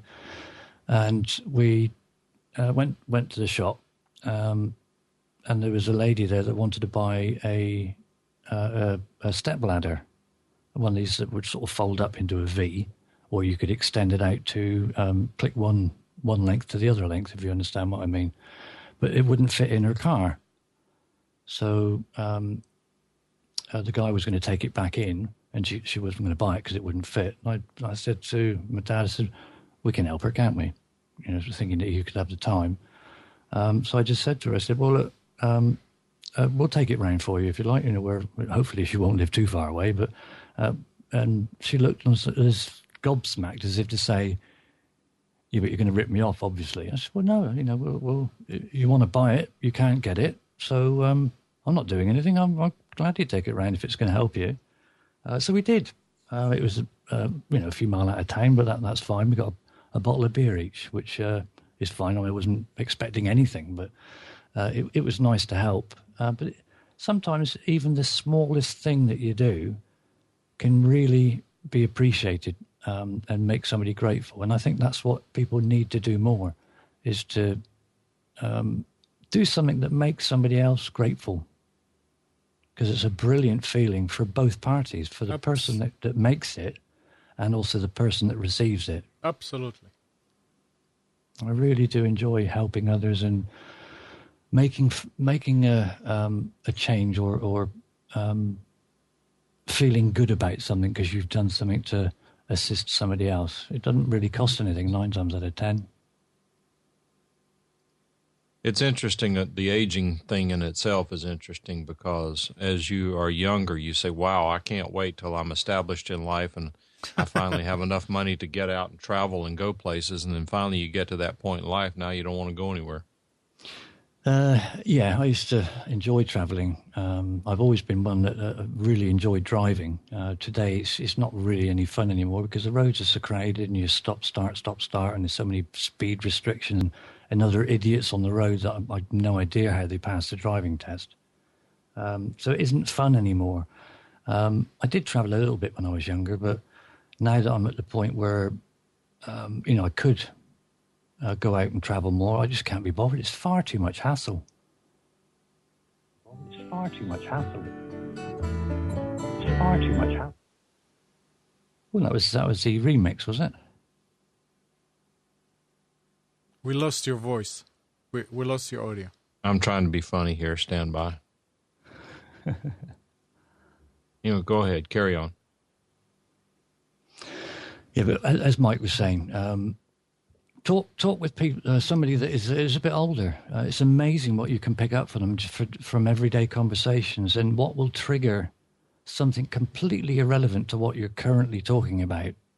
It will trigger something in their mind, probably, and indeed yours, which will go off on a totally different path, a totally different tangent.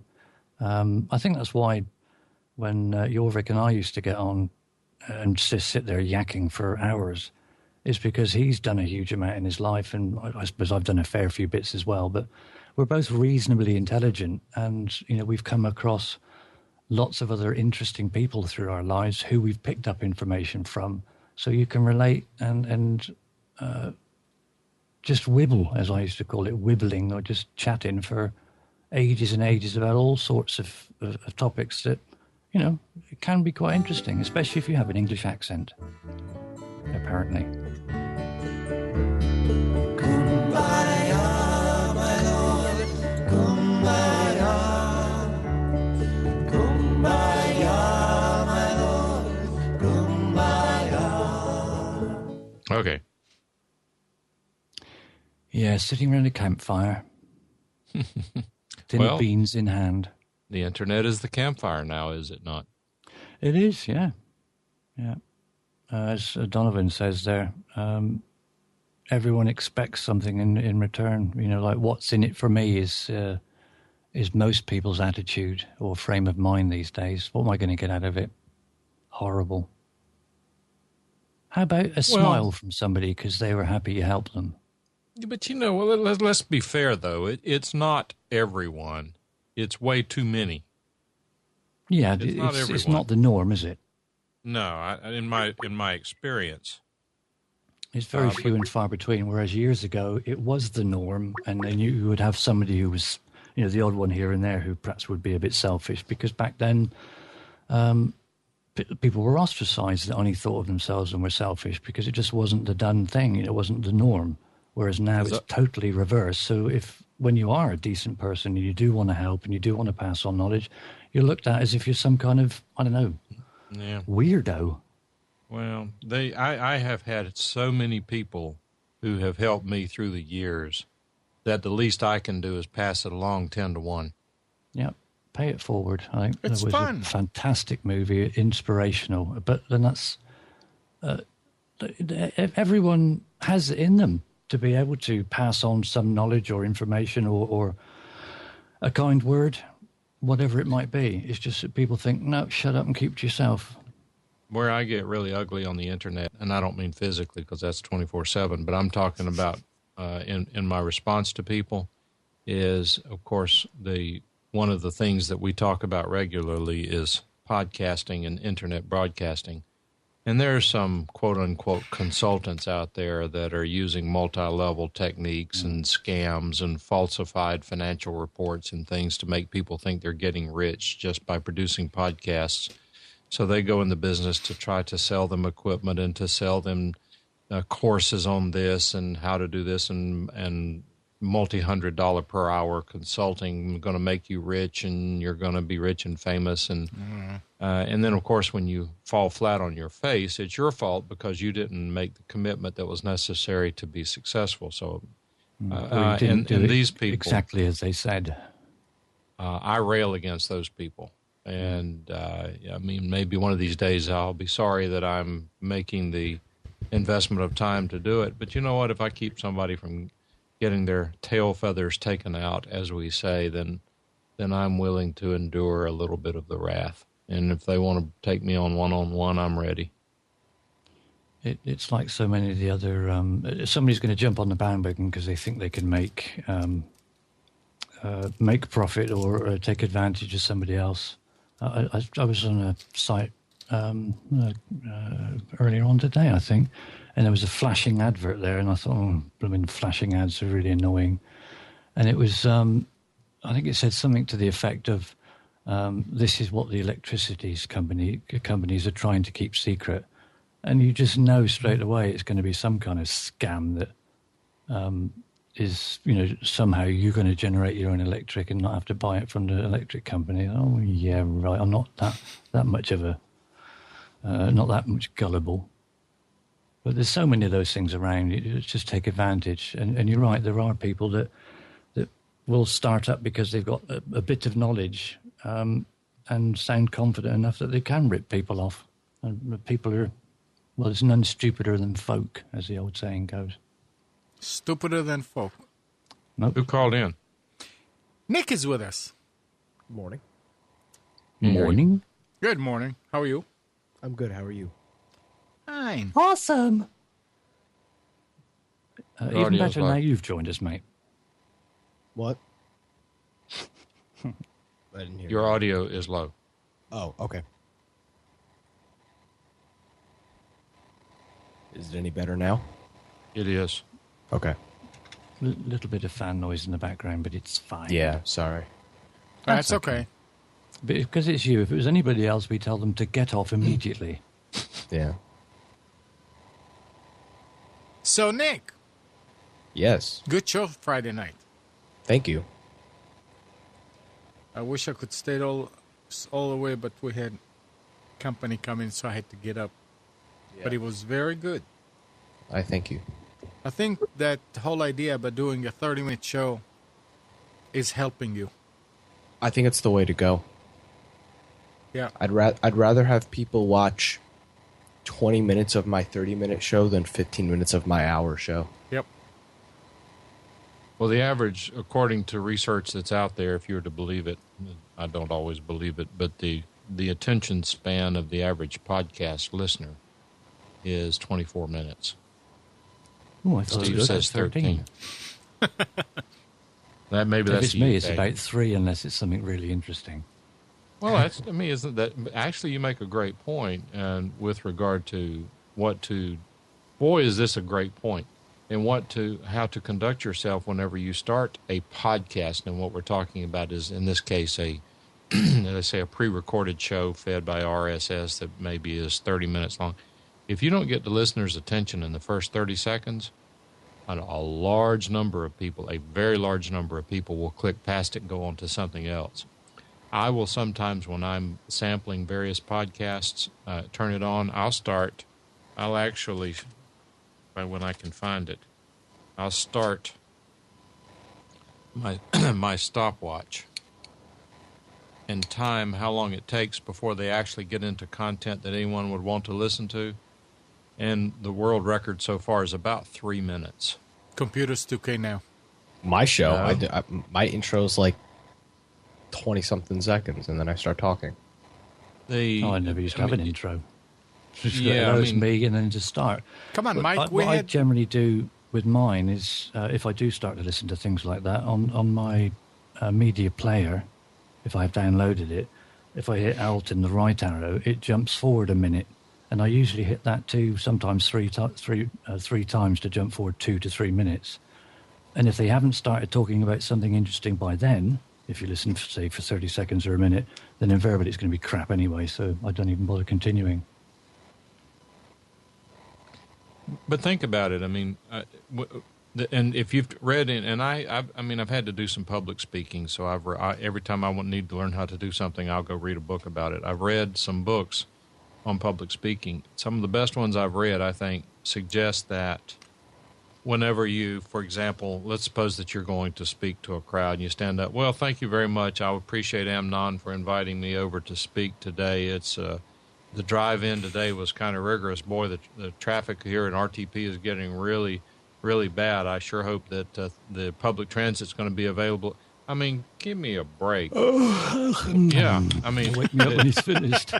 if you ever have, and I challenge anyone listening to try this, if you are called upon to give a presentation, whenever you stand up, the first sentence should be something that gets people's attention. And the way the multi-level marketers will do it, just to use them as an example, since we're talking scammers. First statement is, the guy stands up and says, oh, okay, so everybody here, you want to be in the podcasting business. That's what you want to be here for. Well, guess what? You've come to the right place. I'm a genius when it comes to this stuff. I'm really going to help you learn how to do it now. I know. Yeah, no. First sentence out of your mouth, I'm going to show you how to get 5,000 people listening to your podcast within 6 months. They already know who you are. They know why they're there. They know why you're there. I mean, get past all that nonsense. Just get into it. Then when you get to the end, by the way, if you enjoyed listening to the show today, it is also available on Stitcher. Go to Computers 2K Now. I mean, you can throw all that stuff in there at the end of it. But when you're starting your podcast, your presentation, whatever it is, start out with something to grab somebody's attention. And it can even be a joke. I mean, you could start out. I gave a presentation, I guess it's been about a month ago now, and kind of a tough audience because it was a bunch of college students. First thing out of my mouth after this really boring introduction was I said, well, there's good news and there's bad news. And I won't go into the topic, but, I mean, is that a good or a bad intro? I don't know. It was an hour presentation. And after about 15 minutes, I noticed one particular person was sitting there working on her phone doing a presentation. And I said, so if you're putting together a presentation, and I looked over at her and I said, and how's yours going? She kind of jerked a little bit and put her phone down. And actually from that point on started participating in the discussion and had some good questions. So look around and be aware, but think about it. When you're doing a podcast or an internet broadcast, think that you're standing in front of a group of people. And when you do that, you're not talking to 1,000 people. You're talking to one person.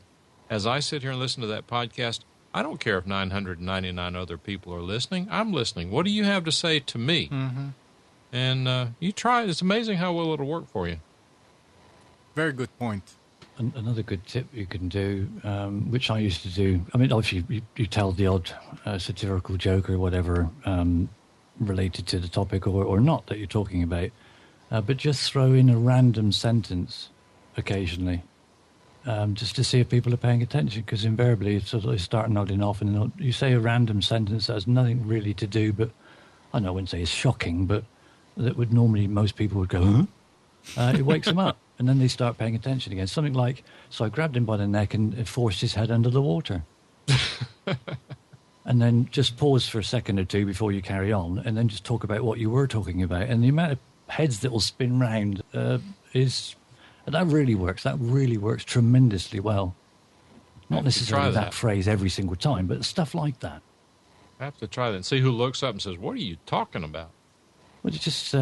if you get enough people that look at you and it's sort of like with a worried or confused look on their face, no, just checking that people are paying attention, and they just carry on.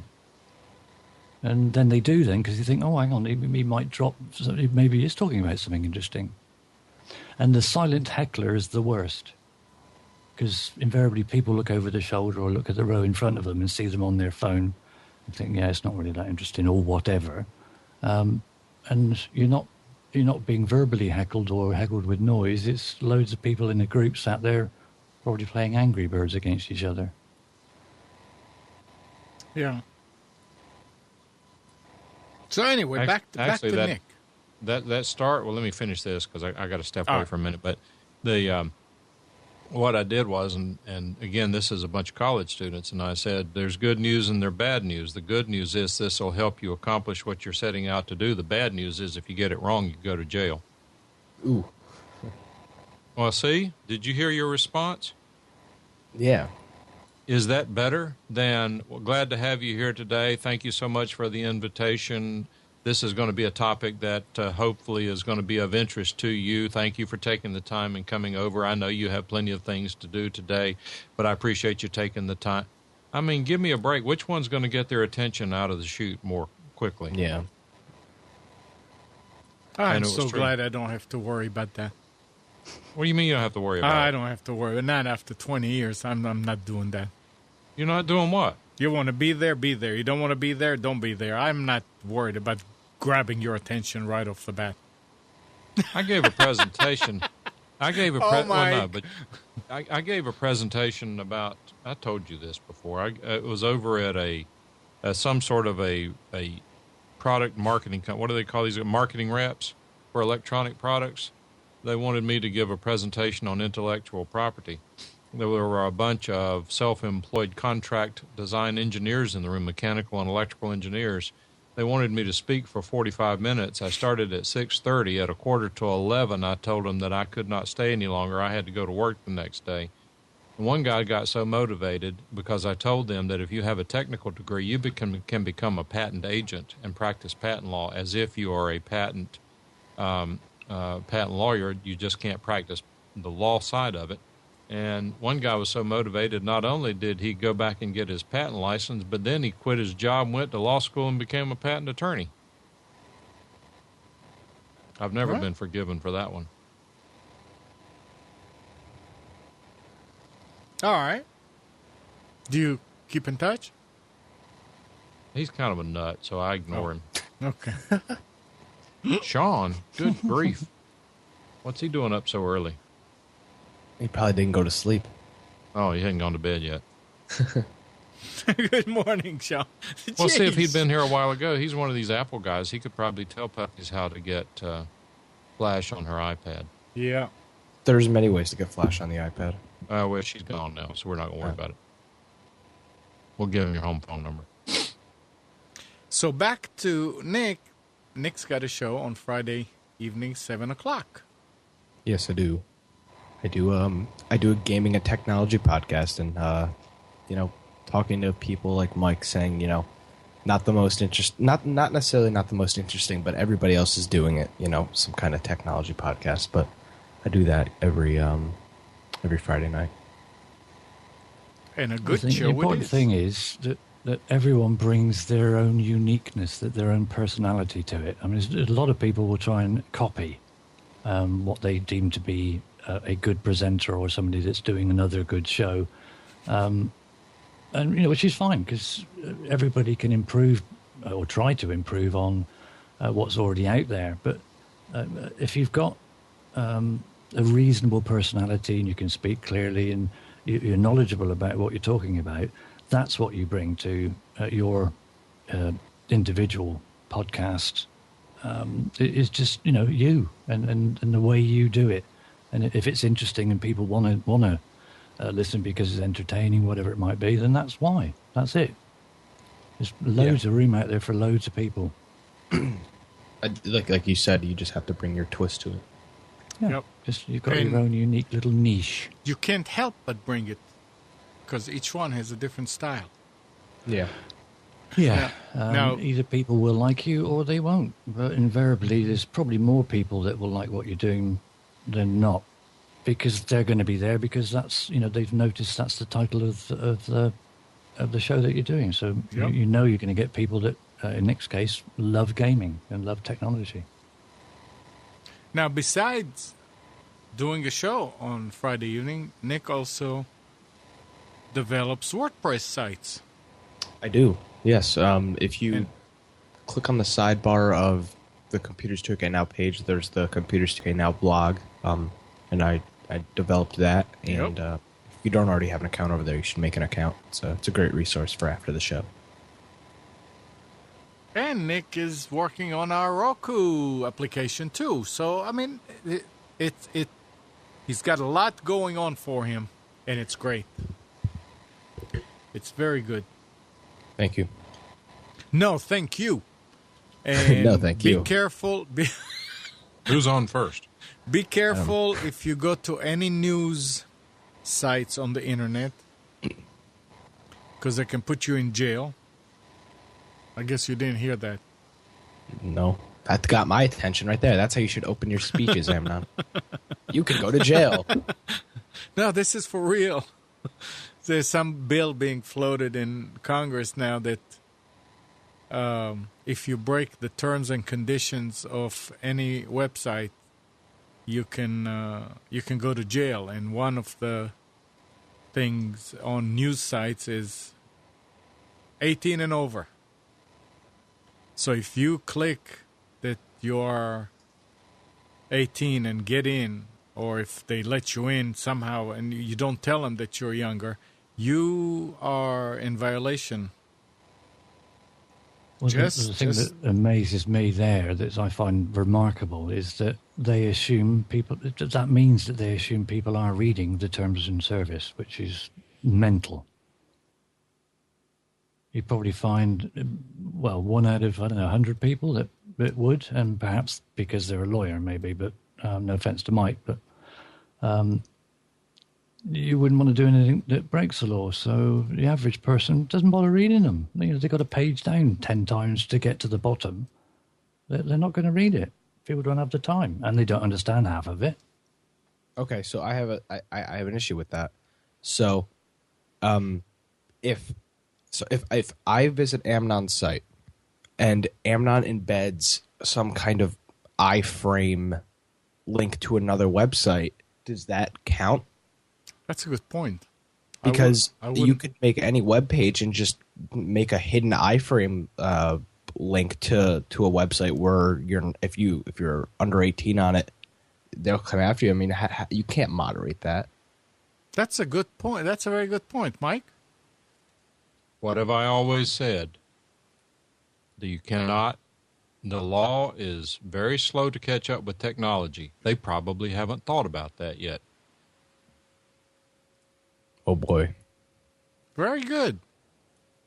Same as they haven't thought about the fact that a 13-year-old could just, come to the computer while the father or the mother or whoever it was that logged into it is gone off, for a pint with his friend, but left himself logged in. Amnon, post the link to that article in chat. You still have it? Which article about the? About the 18-year-old, the bill and all that. Something's got to be missing on that story. No, that's actually came from Slashdot. Well, I'm not doubting it. I I'm don't just have saying no, I it's- don't have it, but I'll find it. Okay, at your convenience.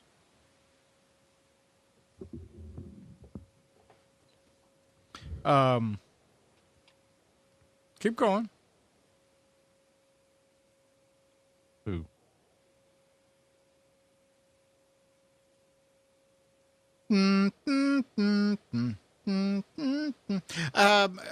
Greg. I mean, Nick. Greg.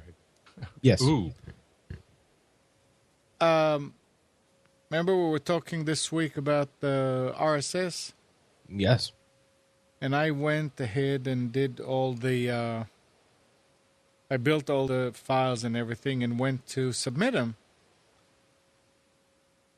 And it looks like you have to have iTunes to do that. To submit them to what? To iTunes. Yeah, you have to have iTunes to submit it to iTunes. Well, see, I don't remember doing that years ago, so I don't know. Yeah. But I don't have iTunes, so can somebody else do it for me, or I have to install iTunes and do it? I would install iTunes and do it because it will be your iTunes. Do you have an iTunes account? I don't know. I mean, if the show is on iTunes, I guess years and years ago there was one. Yeah, because you want to make sure that it's under your account so that if you need to pull it down, it's your personal account and not somebody else's. Oh.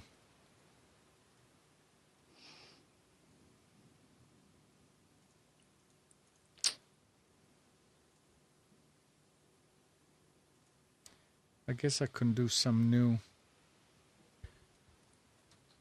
But other than that, everything worked good? Yeah. Awesome. I imagine there are going to be several opinions, Eugene. I just think... I don't have a Droid or an iPhone personally, so I don't really have any opinion on them. But I'm sure there are many people out there that do. Well, the reason that I had Amnon create these separate RSS feeds is because, like he mentioned, I'm working on a Roku app. And the way that Roku pulls in files or different types of audio and video files is via RSS. So you need to have an RSS feed to pull in the files on Roku and other devices.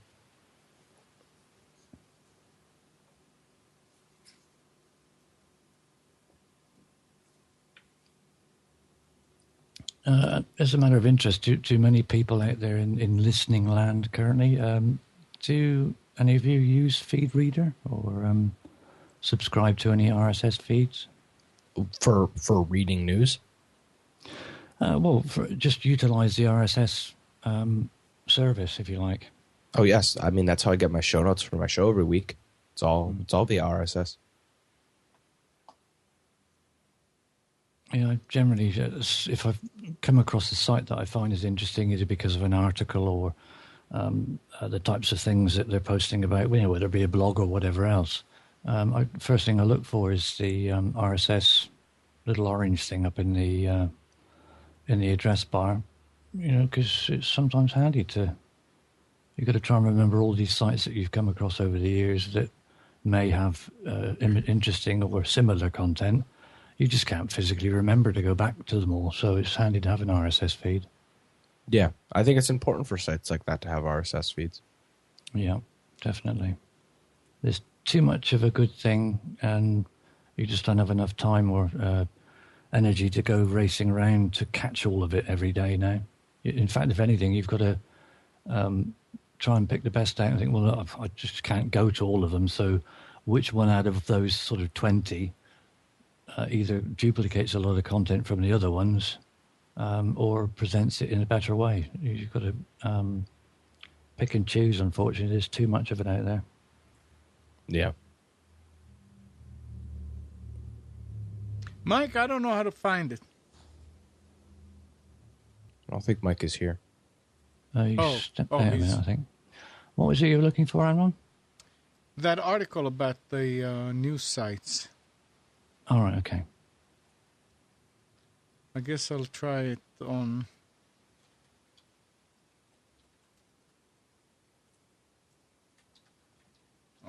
just Google instead of /.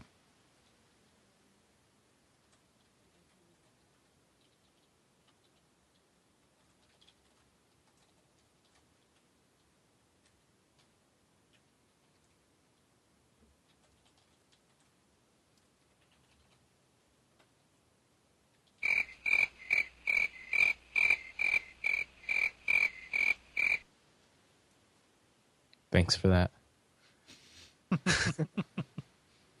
That's quite a sharp sound, isn't it? It really dug deep into my ear and tried to pull half my brain out. It's quite disturbing.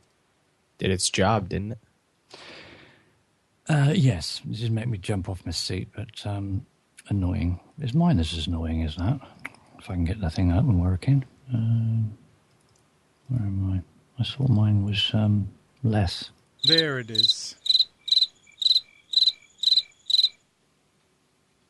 Is that as annoying as Amnon's?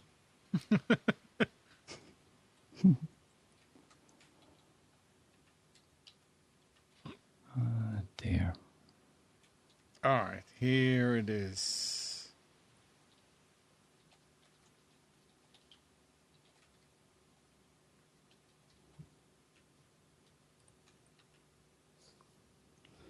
And here's Mike. Thank goodness you're back, Mike.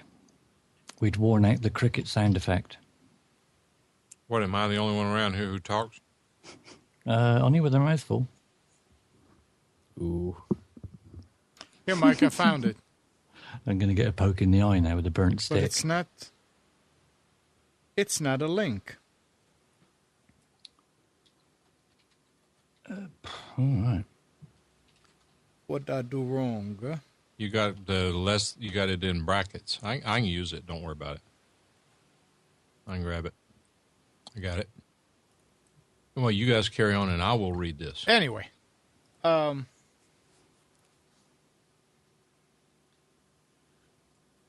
what else? I don't have a massive amount to think about this week because unfortunately, I was away for, well, not unfortunately, but I was away for 2 days. If you remember, I was going away last weekend. I said I'd be away for a couple of days, which was interesting. And I've not really caught up with all the feeds from the news and gadget and blog sites and things like that I would normally have caught up with by now, because well, I just haven't had time to catch up on it. Also, I think I've still got about 200 RSS feeds to catch up on. So I dare say there's a load of stuff in there that it will fill my brain for next week that we can have a natter about. How do you check if if the show is on iTunes? What do you do? Do you go to iTunes and search for it, Nick? Yes, that's the way to check. Would you like me to do that for Computers 2K now? Yeah, go ahead. Yeah, I don't have iTunes or anything Apple on my computer. When I used to do the TalkShoe call, loads of people would say, "Oh, why don't you put it up on iTunes?" Because I haven't got Apple. Anyone could put it up if they wanted to and sort of put the link to it, but I'm not going to install iTunes just to put it up once because I'm never going to go back to it again. Well, that's the next question I have. Why is it so important to have the RSS feed through iTunes? Because for me to listen to your show on a mobile device, it's a lot easier for me to pull up a podcatcher and listen to your show than it is for me to go to your website and navigate around. No, I understand. But why iTunes? Why aren't there other aggregators or whatever you call them that list and have RSS feeds, or they provide the same information other than iTunes? Why? I mean, iTunes is Apple. Yeah. Why is it so important to have it on iTunes? Are the program? I mean, are you using an Apple product? No, I mean Okay. No, that's fine. You don't. But yeah. So let's say that you hate Apple. You don't want to use anything of theirs, and you don't even want to get on there. So it's not iTunes. Could you have gotten the same feeds from another provider? Yes, I use an app called Beyond Pod on Android, and Right. that pulls many different RSS feeds from the iTunes library, but they're not, built into the iTunes app because on Android there is no iTunes podcast app. And in an Android phone or on again, you brought up it doesn't have an iTunes app. Yes. Why does it always find its way into it? I mean, so what's wrong if there was no iTunes and you were using that Beyond Pod? What is the difference if you use only them or iTunes? Well, the issue with Beyond Pod is it pulls from the podcasts that are already listed inside of iTunes. Only. So if there wasn't an iTunes, there wouldn't be, unless somebody else created one, Oh. there wouldn't be a general hub for RSS feeds. So that's my question. So, in other words, the only place to submit your RSS feed to these days is iTunes. No, there's other places, like there's the BlackBerry store, and I believe you can still submit to Zune. But And the majority, iTunes is the place to submit. Okay, that was my question. Why is it so important to have it on iTunes? Because that's where everything goes to look for RSS feeds. That's what you're saying. Yes. It's got nothing to do with Apple or anything. It's just the place to find RSS feeds. Okay, no, that was the question. Well, I guess I'm going to have to install iTunes.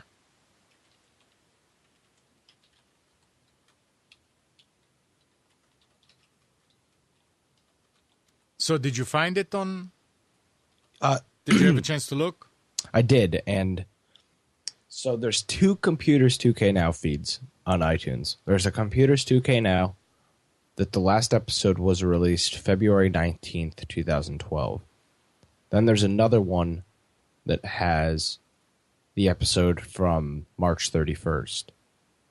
Really? Yes. I don't understand. That's very interesting. Oh, okay. The one of them is from TalkShoe. And what's the last date Oh, on wait that a one? second. Isn't there no? What about the one from TPN? That's what I was thinking. There is one from TPN, but it's not a specific RSS feed for your Okay. show. It's the All whole right. TPN RSS. So this one came from TalkShoe? Yes, you have the RSS feed that has the episode from Interesting. February 2012 is directly from TalkShoe. Recorded live. So Steve, Mike, one of you did that? No, You would have had to do it in the back end of TalkShoe. No, I think I probably did it. I wouldn't have known how to, and interesting. Amnon, this story that you reported Yes. is actually a comment by Yeah, I know. someone. I understand. Well, I give very little credibility to these sorts of reactionary comments on either side because of, well, like, for example, here's what one commenter to the commenter said. Most people now are idiots. Wait a minute, where'd it go? Yeah. I agree with that statement, yes. Well, I missed the one. There was one here Present that was company really funny. excluded. Where did it go? Go ahead. I want to find this comment because Yeah, no, it's not important. here we go. It's not even worth. Here's what the guy said. Not that gummit. Most people now are idiots, and they elect idiots who make idiot laws. He Love said, it. hence we have crazy legislation like this that we don't even need. At least once we're all in jail, we'll be safe, I guess. Well, I mean, is the CFAA a legitimate thing? Is that for real? I don't know. I I haven't looked at imagine that yet. Let's I was, see. I imagine I- the AA part at the end is Association of America. So yeah, blah blah blah. Okay, here's another one, Mike. I do like reading comments. There's some really creative thinkers out there when it comes to these things. And if you're going to pass this sort of law, then what you need to do is to amend your terms of service to make it a felony for any member of Congress to read your website. That way we can put them in prison. That would be awesome if you could actually do that, wouldn't it? Yeah. Okay, Mike. Here is the same. Well, no, it's. Well, I don't I know suppose that it's the if same. sorry, Amnon, just one thing to pass on with that one as well. If they're now saying that you must read the terms of service and that you are held accountable for what is in the terms of service, that would be awesome, because if you did have somebody that was in an official capacity like that, if you specifically stated it in the terms of service that they couldn't, then you could say, well, you've passed the law to say that you have to abide by the terms of service that you obviously have read because you've checked the box to say you have, which means by you visiting the site, you've broken our terms of service, so you're in jail. Awesome. Well, I mean, that's the whole idea here. But keep in mind, though, that just because someone has terms of service, remember that, and I don't know what the number is, but most people do not set up a website and then go hire an attorney to write their terms of service. Right. They go find something they think makes sense, and then they just copy it, even though an awful lot of it has absolutely nothing to do with what they are doing. Which means that terms of service may not even be enforceable because they're improperly drafted. Here, look at the second one. If you take off those greater than signs, they would work. Oh, shoot, I forgot. Yeah. Congress new draft could incarcerate teenagers that read news online. Now, before I even read this, I don't know who International Business Times is. Do you?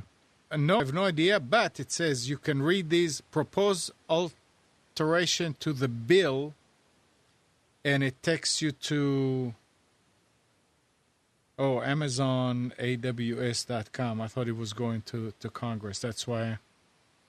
Let's see where this one takes you. IB Times. No, I have no idea who they are. And they may be totally legitimate. I'm not saying they are not, but when I go to sites with these sorts of inflammatory type stories, the first thing I do is I try to find out who's reporting the story, how well have they done their homework, because I will tell you, and this is the part I think you were asking me earlier, my opinion, which is all I have. Right.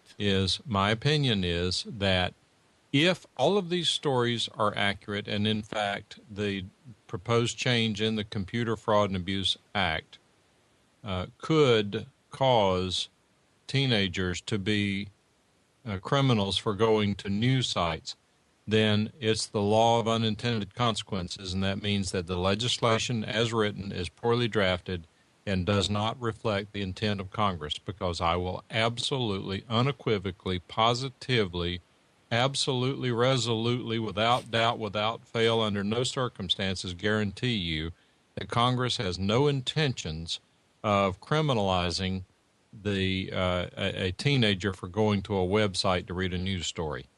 Are you sure? Absolutely positive. And probably not for the reason that you think. The reason is they don't have enough money to build enough jails to put them all in it. Well, that's the problem in so many states now, isn't it? They just can't physically put the people into jail. I was reading something this morning, actually, from one of the RSS feeds about that they're wearing these ankle bracelets. I think one was made by 3M, and I can't remember for the life of me what the other one was made, or the other company that made them. But apparently all the 3M ones, they could be circumvented, the actual security of it. So all these people were, had ankle bracelets on, but would get around like the GPS tracking, and they weren't accurate anyway.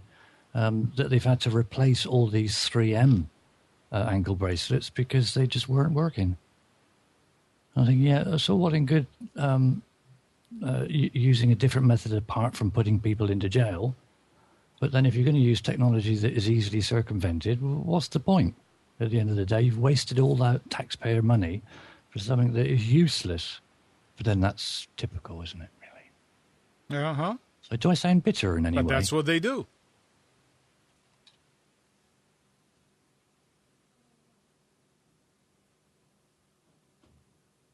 Well, anytime you hear a lull like that, El Cabon, that's a brilliant time to call in. I've got something that I can have a quick splurge about, I think, which will probably affect the majority of people that either are here at the moment or listening to it later.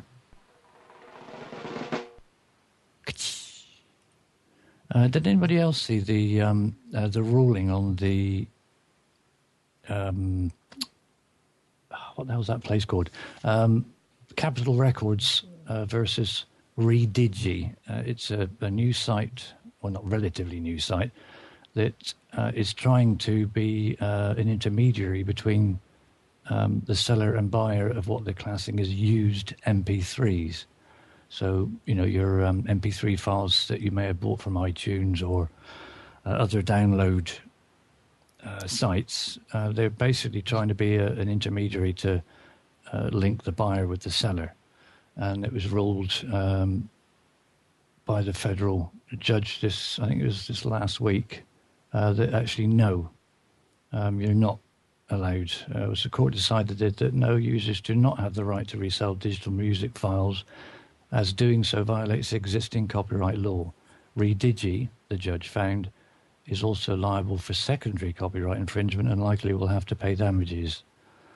That's quite a bit of a shock. I think it's when people get to hear about this, they're going to think, hang on a minute, I thought I bought them. Why shouldn't I be able to sell them, or at least, in effect, pass them on to my children or friends or whatever? As long as you don't keep a copy, people aren't, you aren't buying the item anymore. Even though you're buying it legally from iTunes, you're only buying a license, which doesn't give you the ability, like buying a record or a CD. You have none of those rights anymore, which worries me because I've got a massive music collection, both in vinyl, CD, and digitally, that I've put across and digitized from the albums. I should have every right to pass that down to my sister or another member of the family. But I think the way copyright law is because you don't have a license for the digital media, then tough. Well, sorry, you don't own the digital media, it's just licensed, then tough. You can't pass it on.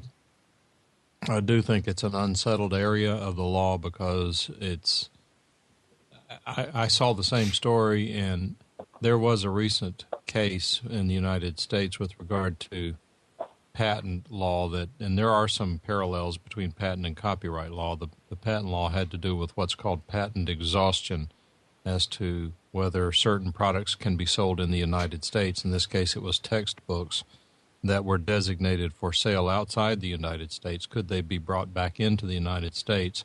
The technical explanation or the technical question, the legal question to be answered was whether the first sale doctrine was exhausted if the sale occurred outside the United States. The court said yes, it was, which meant these books could come back into the United States. And it's going to make, these manufacturers and publishers are going to have to make changes in the way they do things, and they'll work around it.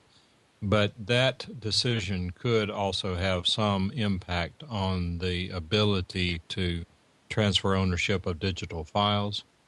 If I were Congress, and thankfully I'm not, but if I were Congress, I would say to the digital providers, instead of you guys running to us for a solution, why don't you find a way to manage your digital files so they can only be owned by one person?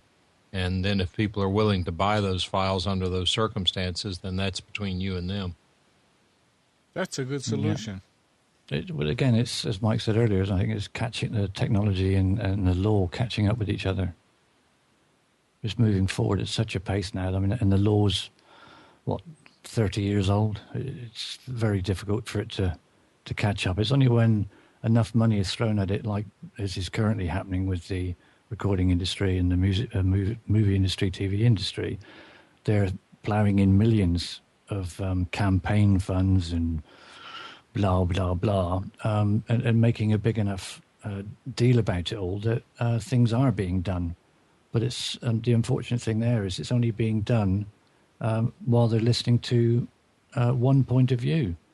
It affects us as the buying citizens. Every person out here, it's affecting us. But the only people that are shouting about it and getting any say so in how these laws and changes are being made is by the people that are the middlemen.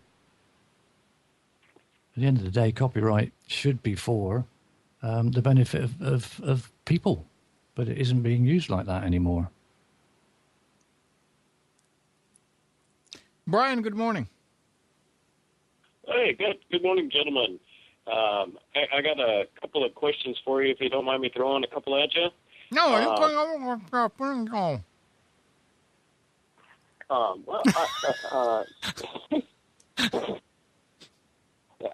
I got a question for you in regards to cellular service, and do you think it's out of line when your contract is up, or at any time, to contact your cellular service and ask them if somebody calls from the 911 center, calling their cellular company and asking them to ping a certain number so they can find that certain person that's holding that cellular phone?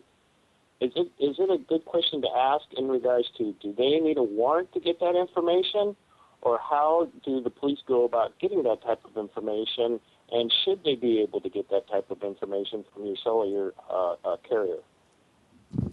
I would hope the answer would be no, that they would need a warrant, but I bet that isn't happening. Why would they need... Okay, so the issue with needing a warrant is if somebody calls 911 from my cell phone saying, I'm getting chased by somebody, I need help right now, and they have to go through the process of getting a warrant, that person's going to be dead by the time they get the warrant. I think 911 should be able to contact any cell phone provider, because there was a case locally where somebody was killed and they called 911, but I think it was AT&T, couldn't give out the number legally. I think anybody should, or any cell phone provider should have to be able to give out that information. To whom? I'm missing something. Give it out to whom? To the police. To 911 and the police. Well, there was actually a case like this about 10 years ago. I can't remember the details. I got too many file names in my head, but there was a case where someone called 911. Let me think about it for a second. It was a really ugly case in this. I don't know if it was a missing person or someone was stranded, and I'm beginning to remember what it was. Some people were stranded out in a snowbank, and I know exactly what it was now. These people were stranded, and some of these ham operators were doing some triangulation. And once they did that, they were able actually to pick up the cell phone transmission. These people were trying to pick up the cell phone transmission to figure out where they were, and they actually found it. But then once they found it and heard these people calling for help, they had a problem because they could not legally listen in on that telephone call.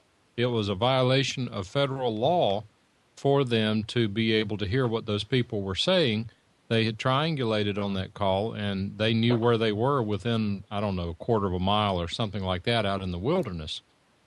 So now they were faced with a problem because these people worked for some government entity, the state government entity, not federal, and they said, now we've got a problem because if we report we know where these people are, we're in violation of federal law and even our own state law in determining with this information. So what do? Do we let these people die?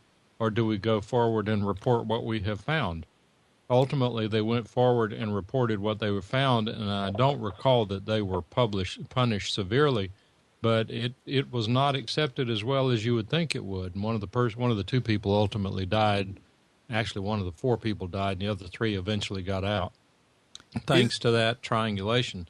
So that's not exactly the same thing, but at some point you have to make a value judgment.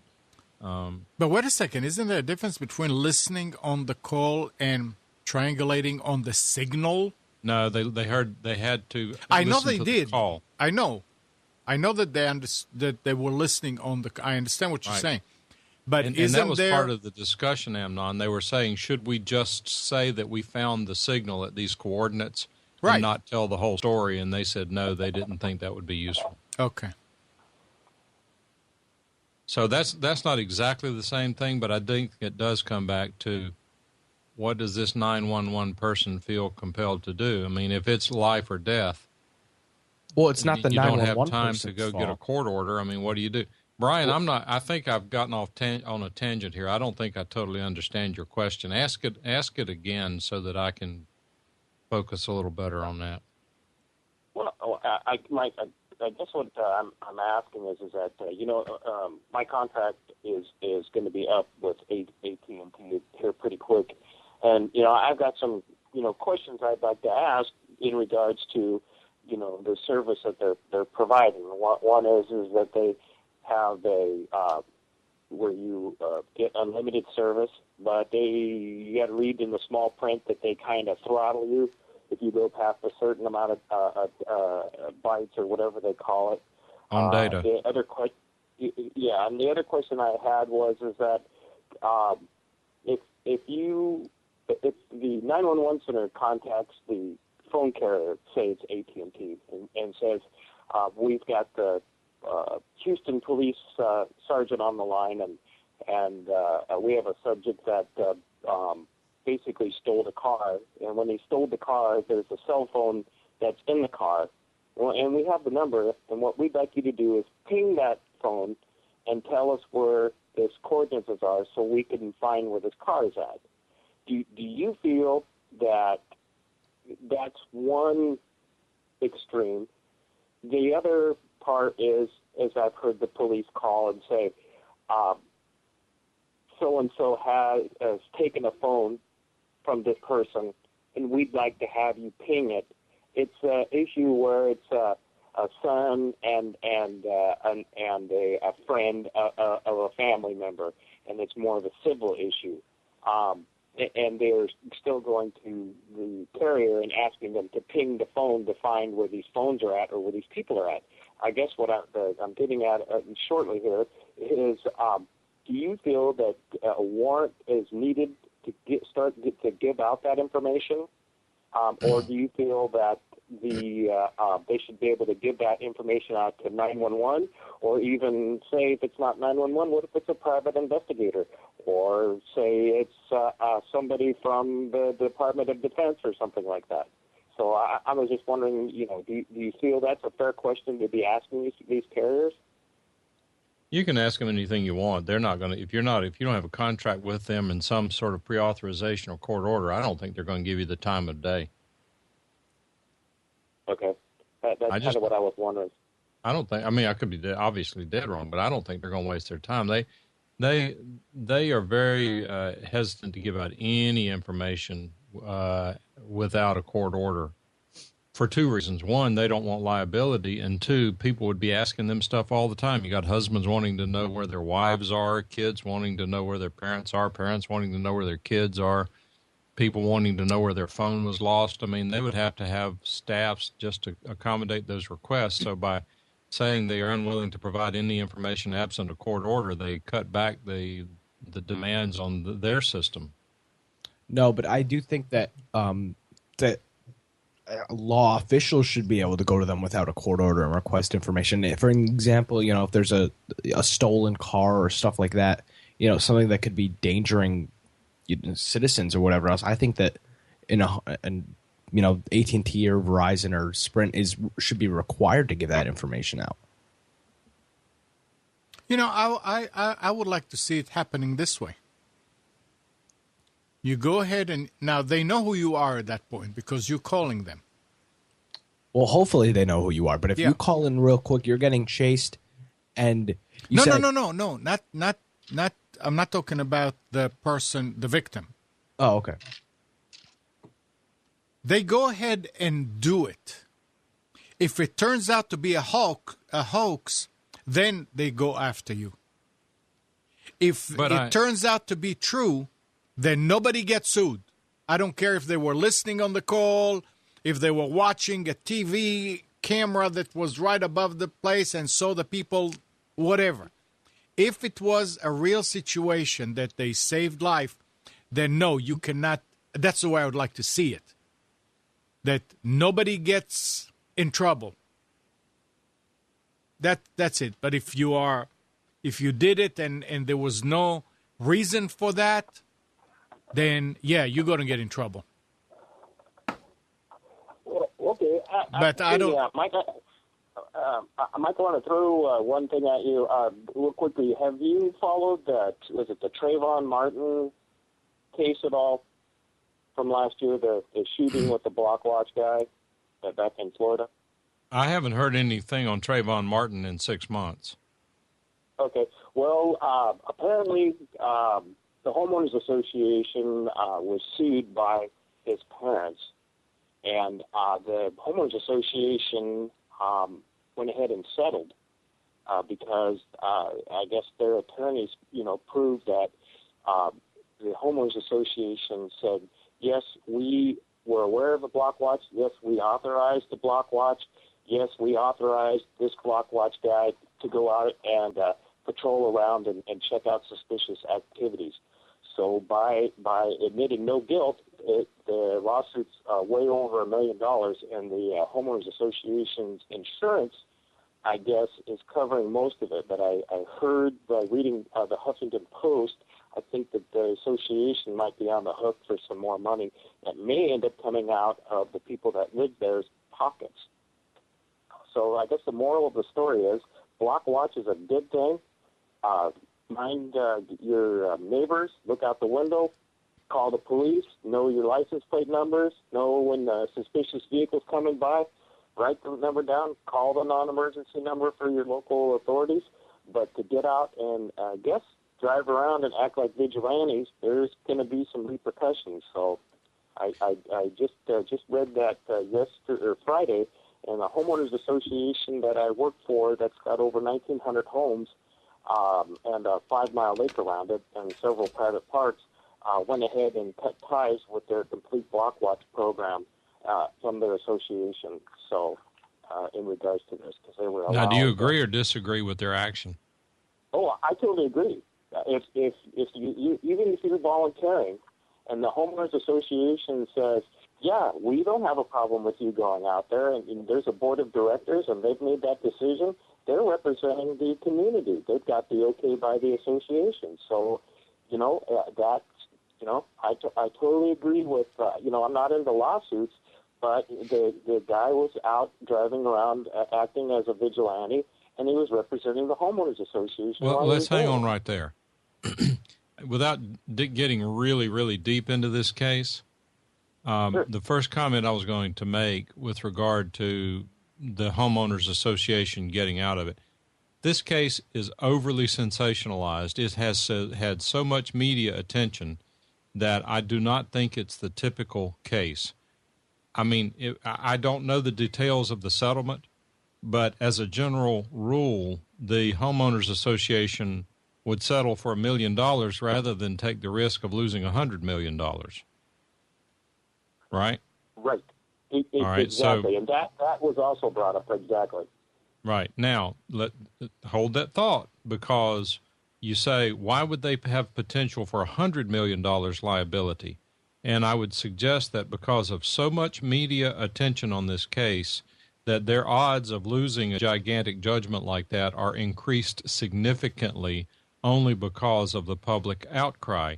This case has so many problems with it from both sides of the fence. I'm not taking either side. I'm not commenting on either side. I'm just telling you that there is a lot of emotion tied up in it. There are a lot of opinions, and there's a lot of bad information floating around. Even the medical reports on who did what, when, where, and how are not consistent. And I'm just saying that this case, in my opinion, should not be a bellwether case with regard to whether there should be a community watch program endorsed by a homeowners association. Now, having said that, and for anyone who doesn't know, Brian is in the security business. I'm not going to tell any more than I know, because that's his business to tell if he chooses to. And I really don't know that much about your business, Brian, but let's look at it this way from a purely business perspective. Every business you're in occurs a certain amount of risk. And I have no idea whether you're carrying a gun. Let's assume that you are. at some point in time. I mean, you get a gun whether you own one as a police officer, a security agent, Secret Service agent, a personal home, a homeowner with personal protection. I mean, you get that gun with the objective that you hope you never have to shoot it at someone. You hope that never happens. But if at some point in time you're faced with that dilemma, you have a split second. Let's assume in the case of the homeowner or in case of a security guard with your life may be on the line, is it him or is it me? And it doesn't matter which decision you make, you've got a problem. You absolutely have a problem. I have a concealed carry permit. The instructor was very clear in our instruction class. He said, forget shooting the gun. If you ever pull out that gun in a confrontational situation, your life has just changed forever.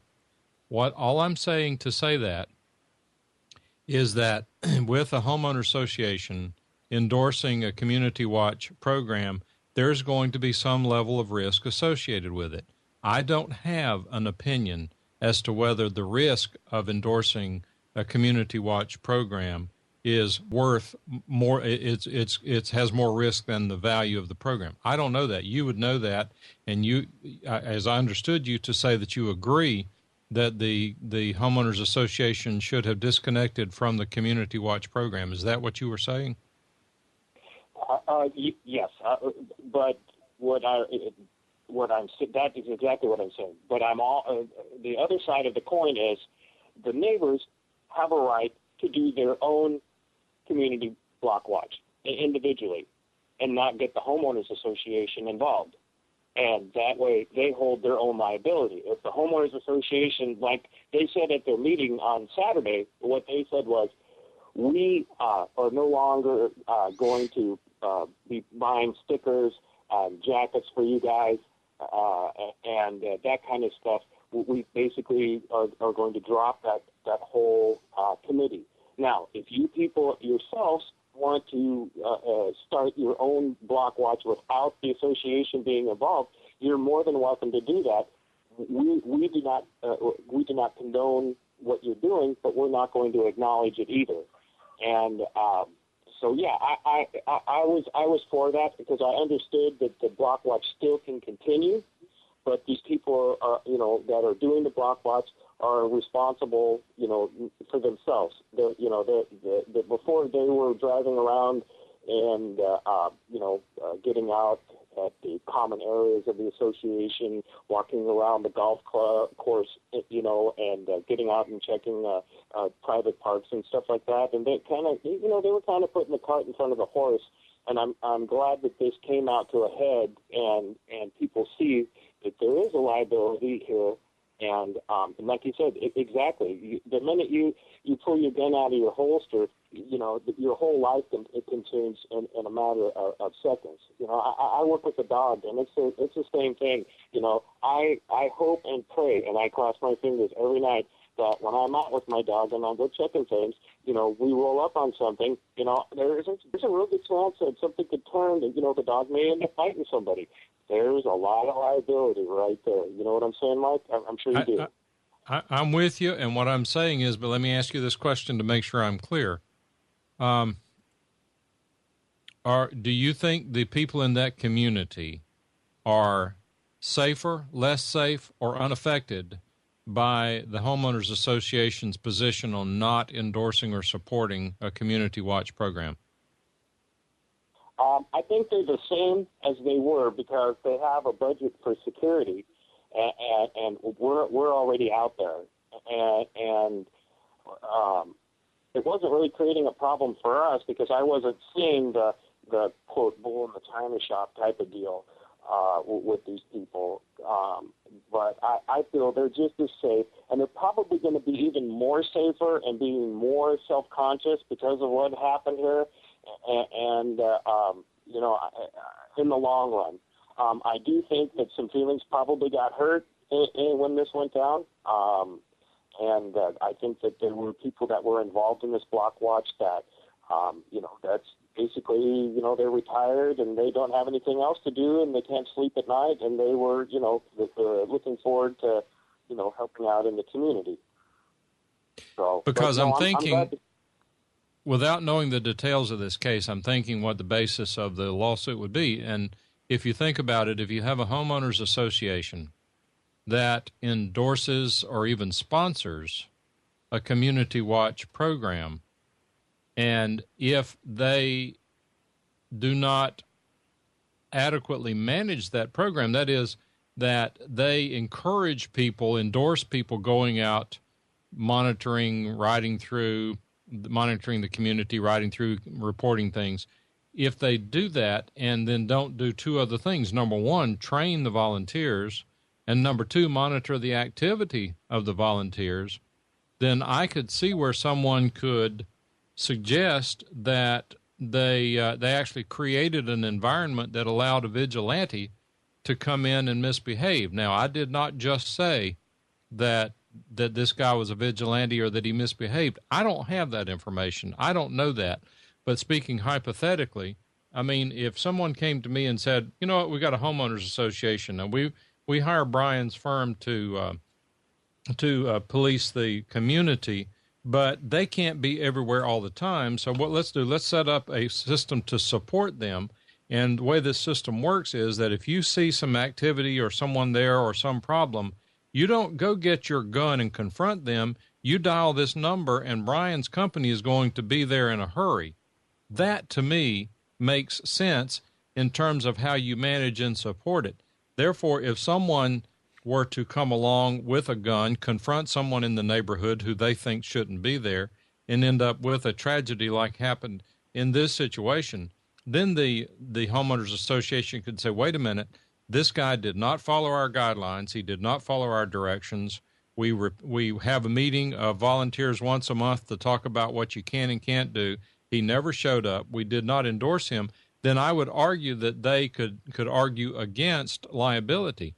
But if all they did was have a meeting and set up what they thought was a good idea and throw it out there and then let people make their own rules, I could at some level see where they might have some liability for that. That's exactly what this homeowners association, what you just said, was doing. That what you just finished saying is exactly what this homeowners association, and they are on their fourth wave of trying to start a block watch. I've been doing this association for about 27 years, and this is the fourth time that they've got a block watch going.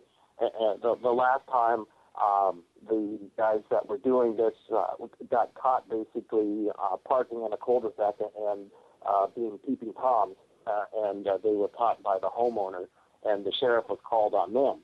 So that stopped the block watch program, and then they restarted it last year because of some kids that moved into the neighborhood that they were being kids in the middle of the night in a homeowners association on one summer nights.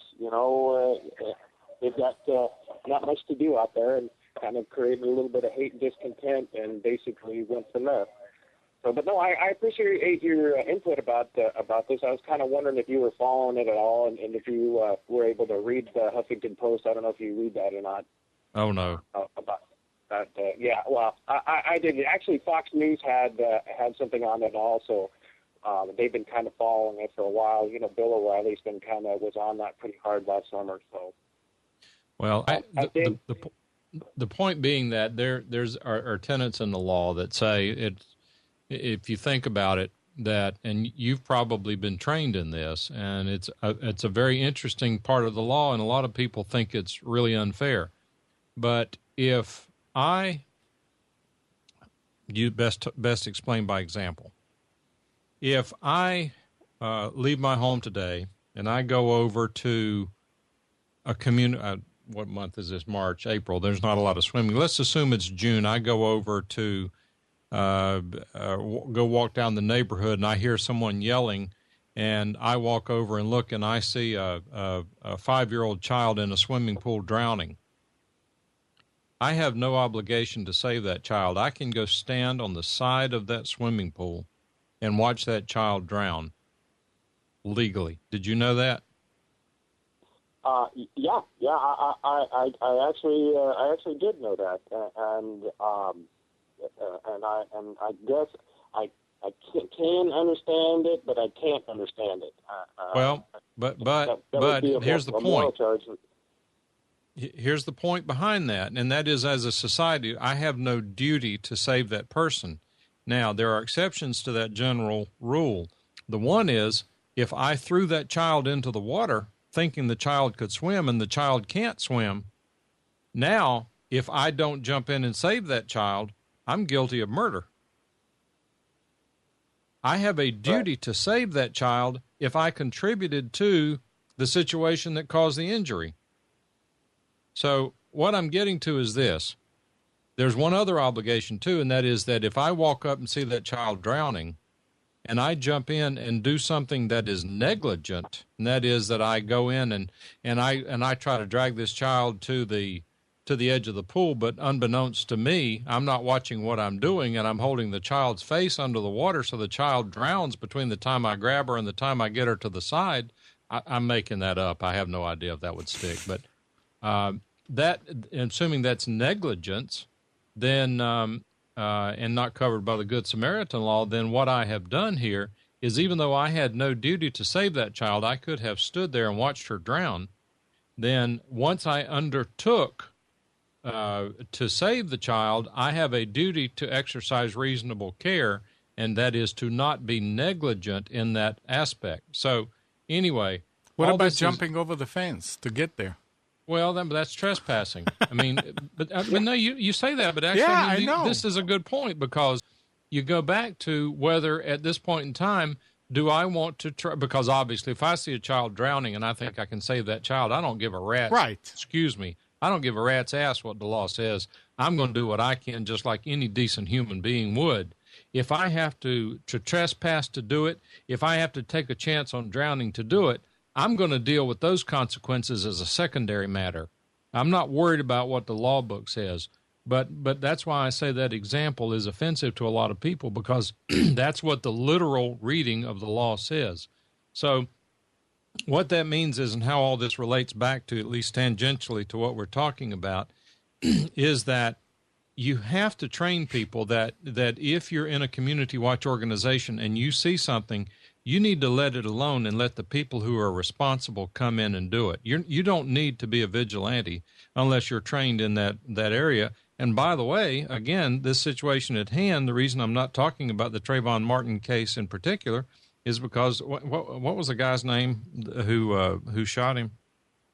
Zimmerman would be the last name, I think. Zimmerman. Yeah. There's some argument being made that he actually was trained in that sort of thing, in monitoring those activities. I'm not getting it. I don't know that.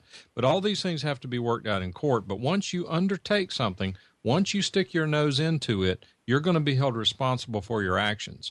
So in that situation, in my opinion, and I would think you would welcome this, that if I were in charge of a homeowners association, particularly one as big as you're talking about, what I would do is I would come to you and I'd say, Brian, look, this whole situation, it has us really nervous. We do not want to lose a $100 million suit because the individuals and the homeowners are going to be responsible for paying that judgment. Those are deep, deep, deep pockets. There's really no way to limit that liability, assuming there's not. And so what we want to do, we're not going to accept that responsibility. We're going to shift that responsibility to you, and we're going to pay you for the privilege of us shifting that responsibility for those actions to you, because you are trained and expert in how to deal with those matters. You know what the limits of your authority are, and you know when to call in the other authorities. So to fulfill and not abrogate our responsibilities, we are going to have monthly meetings with our homeowners. We're going to communicate them regularly and tell them about these meetings in the pool house. And people come in, and every month we want you to give the same presentation about what to look for, what's good, what's bad, what to do when you see it. Make sure you have this phone number. And that's what we're going to do. We're going to provide education. But we are not going to accept responsibility for dealing with these bad actors in our neighborhoods, because we're not experienced, trained, or even emotionally prepared to deal with it. But anyone can call you, and if it's a false alarm, it's a false alarm. If it's the real thing, you get to make that statement. And here's the bottom line. By this homeowners association getting out of this Community Watch program, what they have in fact done is shifted that responsibility to the security company or to law enforcement. I don't get it. Yeah, you do. Does that make sense, Brian? No, it makes total sense. And basically, the homeowners association, I'm there, as it was explained to the community that was there listening to the meeting, that first of all, I am not there for the police and sheriff matters. That's a job for the police and the sheriff. I'm there for security reasons. There's a difference. People are kind of get confused on that. But when you say, I'm the guy that's driving around and just happens to pop up on somebody messing with your car in your driveway, or somebody that's toilet papering your house or whatever, I handle things like that. The police are there to handle your domestic. They're there to handle your prowlers. They're there to handle your vandalism.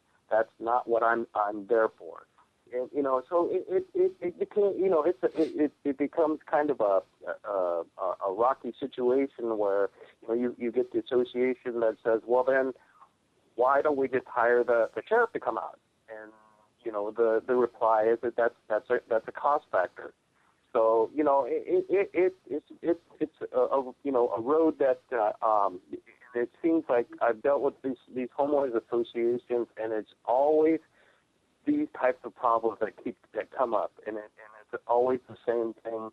It's just different people, but it's the same problem.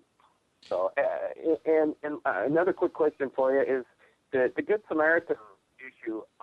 I was kind of wondering about that. I'm not really wondering about it. To be honest, I was a paramedic for 5 years back in the late 70s, and my wife will get upset with me if we're traveling down the road and there might be an accident or something, and I look at it as, I don't really want to stop the police, 911. These people are going to be here in less than 3 or 5 minutes. If I get involved in something like this and somebody ends up dying, and I used to have a medical certificate, I'm probably going to be held somewhat liable for something that probably went on that scene, probably. Wouldn't you think, Mike? Yes, sir. You have a heightened responsibility. That's what I tried to explain to my wife. Now, if there are kids in the vehicle and they're trapped in the car, that's something a little bit different. But if it's somebody, it's a fender bender and somebody's got a nosebleed, that kind of thing, I just kind of keep on going. And my wife, this happened the other night. She goes, why didn't you stop and help those people? And I said, because everybody's got cellular phones there. They've already called 911. I'm sure if you look at behind us, you're going to see flashing lights in a matter of less than a minute, and they're there. They'll take care of the scene. There's no reason for me to run over there to help out. And I tried to explain to her that, and she kind of thought that was a little bit cold. And I said, son, we have a business, and we've got a couple employees, 2 houses. We don't need to lose that because I don't have liability insurance for malpractice. And there are some people, probably even some listening, who probably think that you're not a good person for being that way. But it's as Doug is saying, and correctly so in chat, that the Good Samaritan rules are different on a state-by-state basis, and even worse than that, they are interpreted differently on a case-by-case basis. But where this figures into your situation, and I've got a couple of comments about it, where it figures into your situation is if I, with no training, stop to help someone, let's suppose I stop someone, they're bleeding profusely, and it's my interpretation of the situation that I should take my belt off and make a tourniquet on their arm, and it turns out they end up losing their arm because I did not apply the tourniquet correctly. The Good Samaritan rule is probably going to protect me if I did it in good faith, and the average non-trained person would have done as such. And it had an unfortunate circumstance.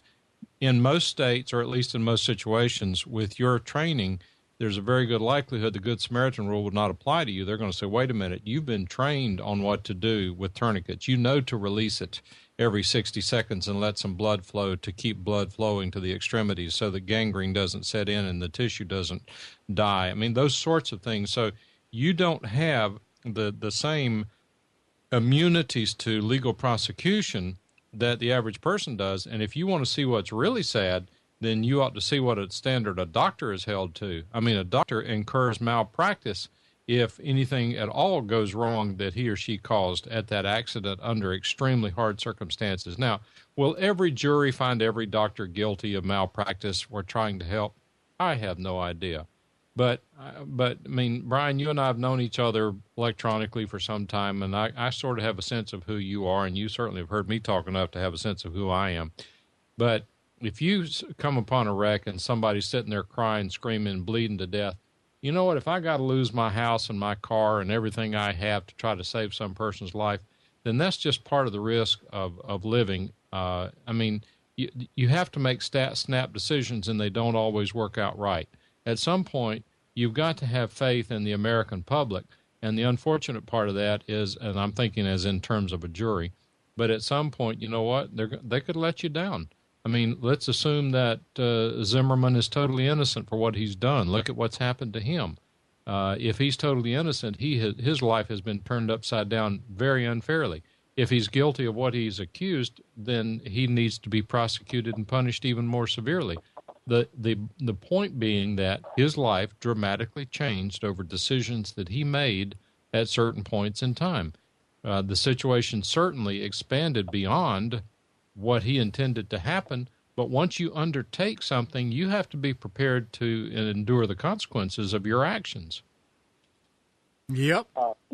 That's very true, Mike. You know, Zimmerman's problem, in all honesty, a friend of mine that's a retired judge in the homeowners association came up and gave me some very good advice about 20 years ago.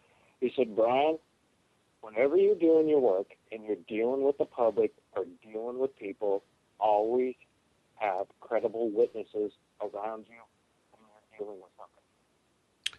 That way. Well, I'm going to say something here that maybe a doctor will disagree with me over, but I'm going to abbreviate it. And I'll just tell you that a doctor told me at one point in the last 10 years, he said, unfortunately, we have to look at every patient as a potential plaintiff. Yeah, I can. And I bet you, being a lawyer as you are, you kind of have to be concerned about that also. Well, it was also said in that context, and that is that, and it's really sad that it's gotten to that because talking about doctors, your relationship with your doctor is an extremely personal relationship. In fact, I know of a doctor who was extremely particular about the patients he would accept. And at one point, he had a patient come in and said, I'm not really sure that you're treating me correctly. And he just set everything down and said, come on out here just a minute. Went out to the receptionist desk and said, Mr. Smith, let me explain something to you. I consider the doctor-patient relationship to be a very personal one. You absolutely need to have trust in your doctor. You need to be able to confide in him or her. That's the only way you're going to get effective medical care. According to what you've said to me, you don't have that faith in me, and accordingly, I cannot treat you any further. I don't think it's doing you a favor to treat you any further. And immediately threw that patient out of his practice. He never got sued for malpractice. Well, I've heard doctors will say, I'm sorry, I won't be your doctor because you smoke cigarettes. Have you heard that one? No, I haven't heard that one. Yeah, from what I've also heard, that there's doctors out there that if you're extremely obese, they will not. They will recommend you go to another doctor. They don't want to treat you. Yeah. Well, we won't get into all that, but it's going to get to the point that if you're sick, a doctor won't treat you because the liability is too high. And that's very, very you true, couldn't Mike. afford him because the liability is too high. No, I was just thinking, I got a good friend. He says, I really enjoy being a doctor. I just get tired of seeing sick people all the time. I have a friend of mine that's a paramedic for Medic One, and his next door neighbor is a baby doctor. And him working as a paramedic for the Medic One program here in Seattle, he makes more money a year than the doctor that has his own business that's a baby doctor. And that he says that he watches that baby doctor. He comes and goes in the middle of the night 2 and 3 times, 4 or 5 times a week because people are having babies in the middle of the night. And he's got his own private practice. And this paramedic makes more money than this doctor does in today's today's society. Now, there's something wrong with that. Yeah, it's going to get worse. We won't go into that, though. Well, I appreciate your advice, sir, and thanks for letting me ramble on about the Blockwatch issue. I was, kind of wondering if you've been following that at all and what your opinion was. So, and also about the cell phone issue or questions. Also, I really appreciate that. Well, the homeowner's issue is a very interesting one, and I was waiting to see if you were going to bring it up. That you hear a lot of people complaining, and I'll say this and leave it at this, but you hear a lot of people complaining about homeowner associations. But let me explain something. When you sign a contract to allow them to represent you and to act on your behalf and to charge you money to support them and to give them the freedom to charge you what they want, that is a very powerful contract, and the courts are enforcing them. I mean, when you become a member of a homeowners association, you are, if it's a bad organization, you are selling your soul to the devil. Mike, that is very true. Our covenants and bylaws here stand up in court. They've got good attorneys that work there. The association that I work for has 5 private parks. And the bottom line is, you have to be a property owner, not a renter, not a guest. The owner and his family are the only people that are allowed in these parks. You can bring your guests, you can bring your tenant with you, but if you're not the property owner, the person that's on the deed to the bank that pays the association fee, you're not allowed to use the private facilities. Now, I try to enforce that on a 90-degree day outside, and you've in a private area where the kids from all over the neighborhood and everybody else from across the way want to come over and use your facility. It's kind of like a juggling chainsaws and cats at the same time. It's enforceable as long as it's not imposing discrimination for an illegal reason. Well, exactly, and it's the signs are posted. Signs on everywhere. Sign, that song, and that association has got. Matter of fact, they just posted the state of Washington, as you probably know, and I've heard you chat about, has legalized marijuana in small quantities. Well, these parks are private parks, and being private parks, the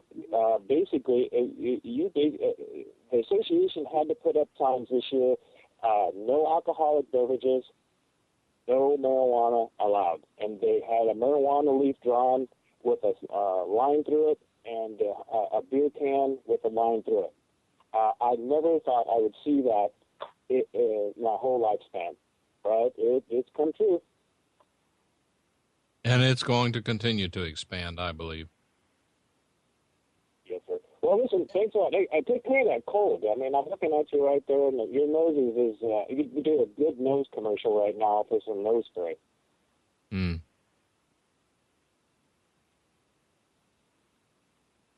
Well, I don't think I understood what you said. Oh, it looks like you got a cold going on. No, I think it's just sinuses. Oh, okay. I think he's trying to say you look like Rudolph. Rudolph the Red-Nosed Reindeer. Out of season. Right, well, thanks a lot for your info, Mike. You guys have a great day. I'll be in the chat room. Take care, Brian. Have a good one, Brian. Yeah,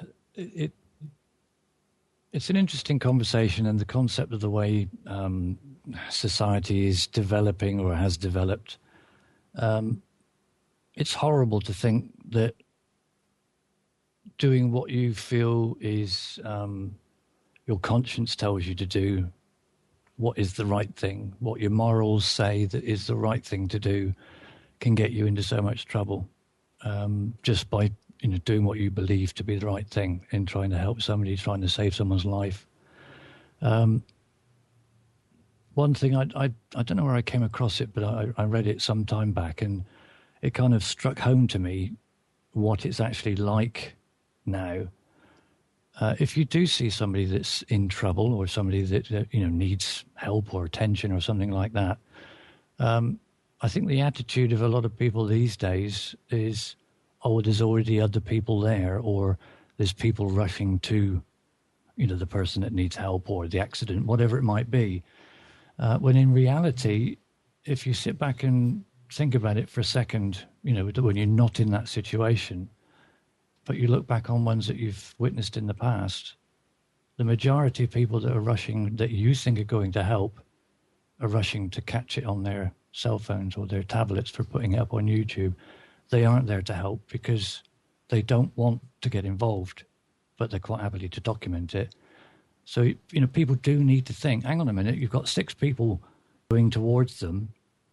Let's hope at least one of those 6 people is there to help, as opposed to just filming it or documenting it. And that is a horrible thing to think about. It is. You could have somebody there bleeding to death, and nobody's there to help him. It's just there to video it. What a bloody world we live in if that's the case. Hey, Nick. Yes. What do you think about it from the younger side of things? Like Mike talked about, where if you do something wrong, you could possibly be liable. I mean, it's scary to think that you could be penalized for trying to help somebody, and I think that causes people to shy away. I mean, you've got a family, right? You've got kids, you've got this and you got that, and you're going to help this person, and you could possibly risk going to jail for the rest of your life. I mean, that's scary for me looking in it. I mean, so if somebody you've painted the problem, but what's the solution? For example, and it's interesting that Amnon would ask you from your perspective, because I was going to do the same thing. Nick, how would you feel about, and I don't know where you live, but let's assume that the situation where Brian was talking about, he said there were how many homes in that subdivision? A bunch. Wasn't it 900 or something? Yes. 900. Keep going. Let's assume there are 1,000 homes in a gated community. Yeah. Would you, if you had a home in that community and the homeowners association proposed to put up cameras on every street, put up street lights and cameras, 1900, that's what I was thinking, and put video cameras on every street and hired Brian's company to constantly monitor those cameras, would you consider that an invasion of your privacy, Nick? No. I mean, would you, Amnon? No. If you're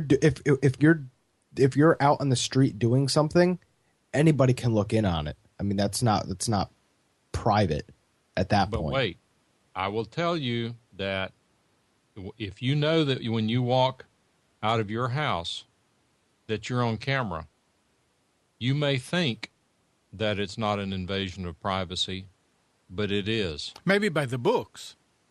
It is. Well, no, by the books, it's not. It's great you said that. By the books, it's not an invasion of privacy for the very reason that Nick stated. There is no expectation. You don't have the right to be in private when you drive down the street. But having said that, that's why I use the example of it being a gated community where it has private streets, and you may have a better sense of privacy, and that is, do you have the freedom of movement whenever you're in this community? I don't know the answer to that question, because at some point, and Steve, this is a sort of a curiosity, because I know that there are lots of cameras all over the UK. This issue is very predominant in the UK. At what point do you trade your privacy for your security? And this is a big, big question with TSA, with the airlines, with Community Watch. I don't propose to know the answer to this question. If you put up like a fortress of security around your home with cameras and things like that, that's your security. You're not invading your own privacy. That's probably a smart thing to do. But whenever you are in this gated community agreeing to have cameras on every street, and that is, you can't walk out to the mailbox and grab your mail without being on camera and being watched by Brian, and you can't go out in your underwear or whatever it is you would normally do. I mean, I'm exaggerating, but I don't know. I don't know. And I was in chat, I noticed that Doug and Brian said they felt like their privacy would be invaded if they had that observation. I'm not sure how I feel about it, but again, You've it got to becomes look a at both sides of balancing that act. thing. Say So again?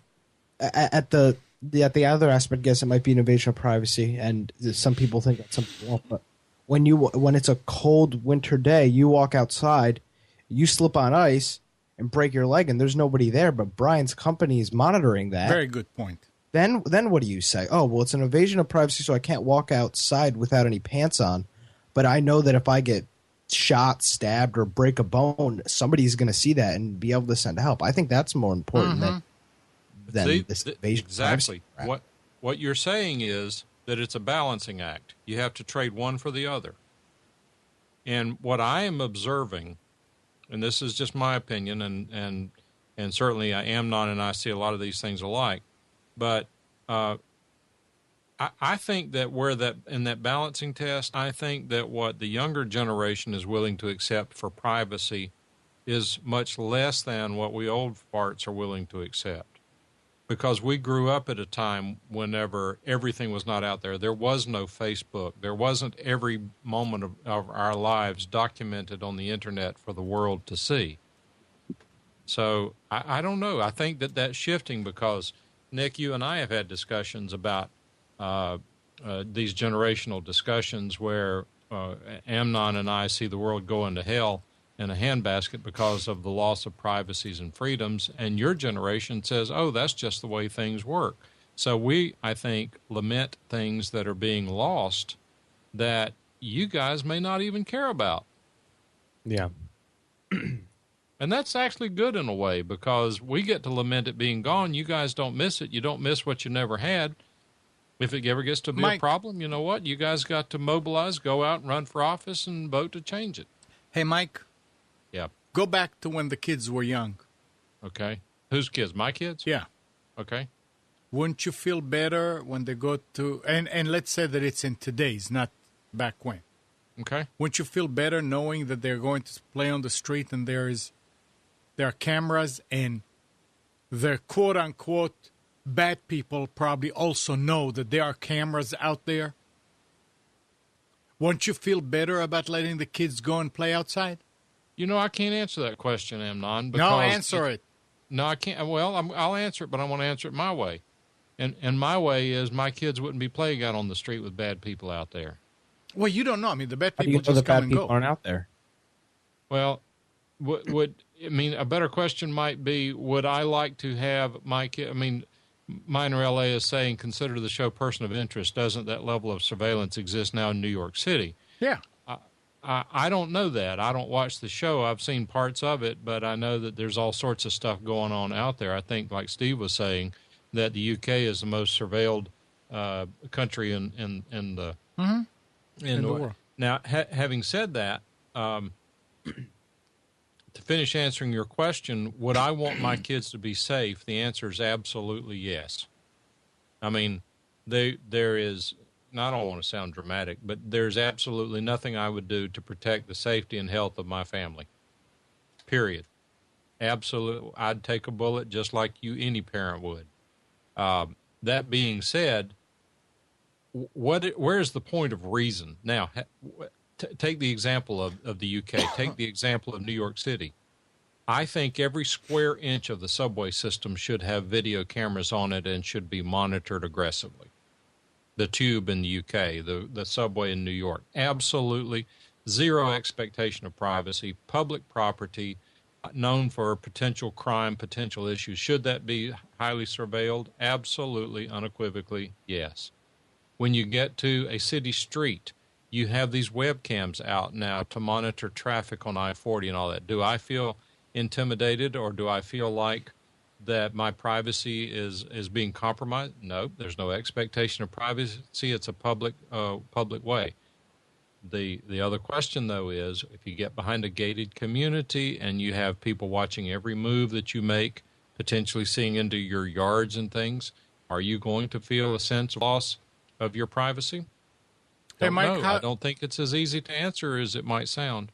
Hey, Mike, how do you feel when you drive down my driveway?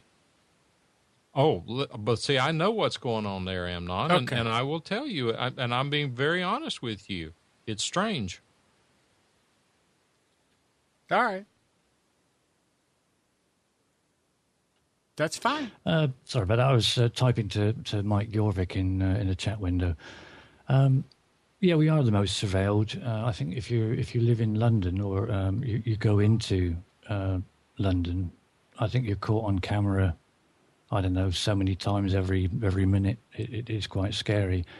The problem, and it's been proved time and time again by various studies, the problem with putting up cameras to try and combat crime, or if there's a potential area where crimes are being committed, yeah, fine. To a degree, it does reduce the crime, if not eliminate it completely, which is wonderful. But the problem is it just moves it. It doesn't stop it. It moves it to another location that doesn't have cameras. So, yeah, the people in that area then are safe, or safer than they were before, but it then moves it to another area where they keep getting away with it until all of a sudden cameras are put there. I mean, where do you stop? That's the biggest problem. Where do you stop it? How many cameras are there? They're just moving the problem rather than dealing with the problem properly. There's an old saying that says that it's very unneighborly to install a burglar alarm in your home because that means the guy's going to break into your next door neighbor instead. That's kind of what you're saying on the surveillance thing. If you surveil this area very heavily, if somebody wants to commit a crime or rob someone, they just learn where the cameras are and go elsewhere.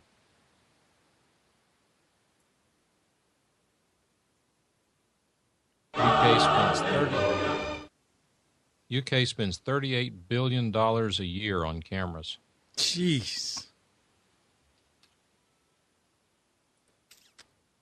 Yeah, but whenever there is a terrorist act, they find out who was it and what they did. I think that's what brought it up to begin with, right, Steve? Sorry, say again? He wasn't paying attention. Isn't the cameras and everything came about because of terrorism, right? Or was it before then?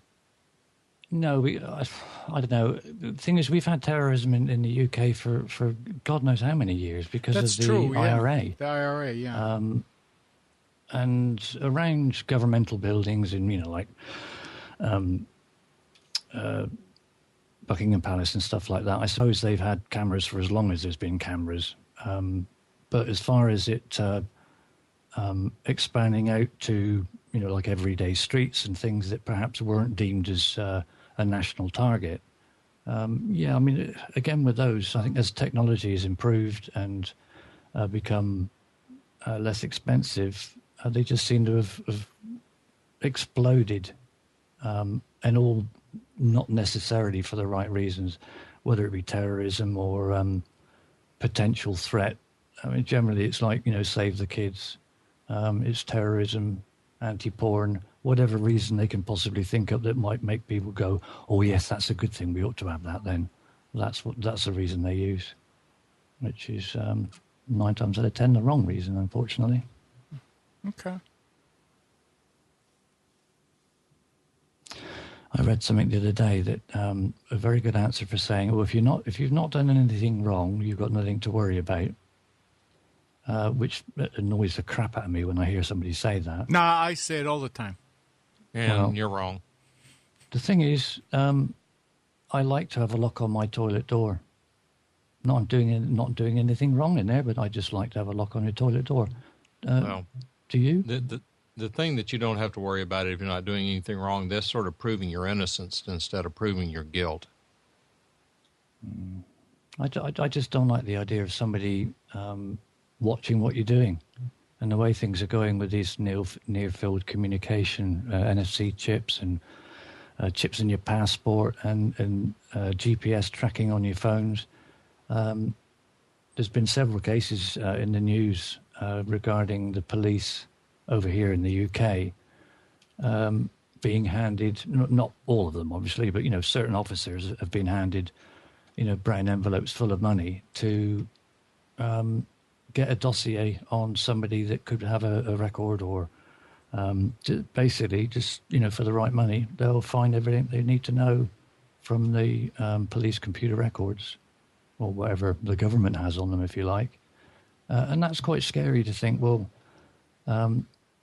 if we can't trust the police, well, I knew that anyway, Amnon and Mike know why, but if you can't trust the people that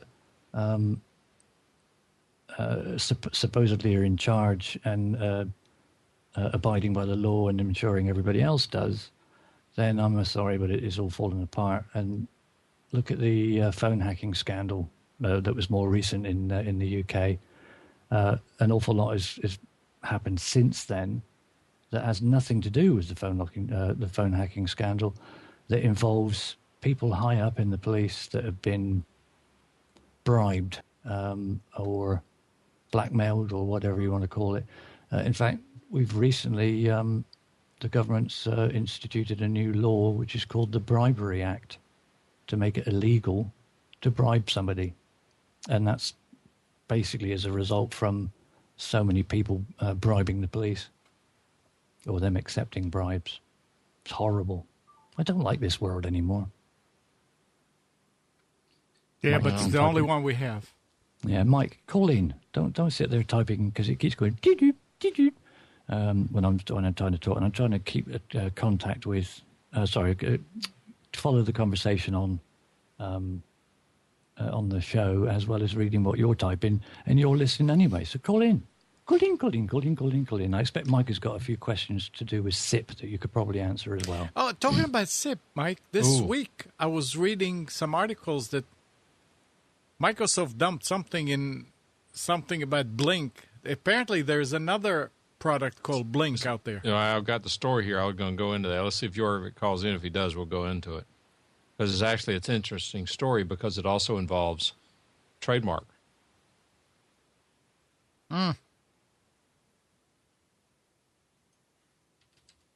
Brian says the HOA that he worked for had cameras in their private parks. They had to take them down due to once the camera is on the park is no longer private. I guess legally I don't understand that, because if the cameras are monitored by private parties who are under a confidentiality obligation, I don't know why that would spoil the expectation of privacy, but he is on the West Coast, and they do things weird out there. Actually, Jorvik does bring up a couple of good points there in this typing thing. He said it's he's not a UK person, by the way. It's a part of life here. We've had them for so long. If people thought them that bad, they would not be here. The Americans are not used to them, so they fear them, which I suppose to a degree is true. And he also says that they were placed in towns to save money on policing. Right. That's also true, yeah. By the way, we could make up these examples all day long, but if my kids were in child care, a daycare center, I would be an advocate for having cameras in that daycare center. Right, to see if they're abusing them. Now, having said that, Amnon, glad you took the bait. What about the other kids? Deal with it. What other kids? The kids of other parents. Deal with it. If you want to be able to check up on your kid and make sure that your kid isn't being abused, then you also have to deal with that other people can do it too. It's again this trade-off thing. You can't have one without having the other. I think he's what Mike is saying. What about the parents of the other kids who may not like that? Right. Then they take them to another. It's that trade-off thing. You might not like it, but you can make sure that your kids aren't being abused at this daycare center. Right. You take them. If you don't like it, you take them to another daycare center. Exactly. I mean, there's just no matter any of these situations with this privacy thing, there's going to be some parties that say it's a great thing. People will want to check up on people, make sure this, and this. And then there's the other people who are just going to hate it. So there's never going to be a middle. But no, I mean, I'm posing the question, not expressing an opinion, but in that case, again, at a legal perspective, it is that if I were to start a business as a daycare center, and it's going to be observable by people through a password-protected link on the internet, you had better in advance have people contractually agree to provide this information, that you will use reasonable efforts to prevent that link from being given out, including changing it periodically and distributing it, all sorts of ways. But realizing that the parents have to waive that expectation of privacy, and they have to agree to that. And if they don't agree to it, they need to go to another center. I mean that's the answer to the question. But you can't just arbitrarily say you've got to have a webcam in there and you got to add one because I'm getting a little concerned or something of that nature. Brian makes a good point. He says, if you were at a private park with your kids and wife in swimsuits and so forth, would you want a camera on you? Brian, if they have a camera on me in a swimsuit, they're going to turn the camera off automatically. I was just going to say, it all depends how old we are. Actually, I have a friend here in town that's what he does is cameras. And one of the biggest part of the business is to put cameras at swimming pools of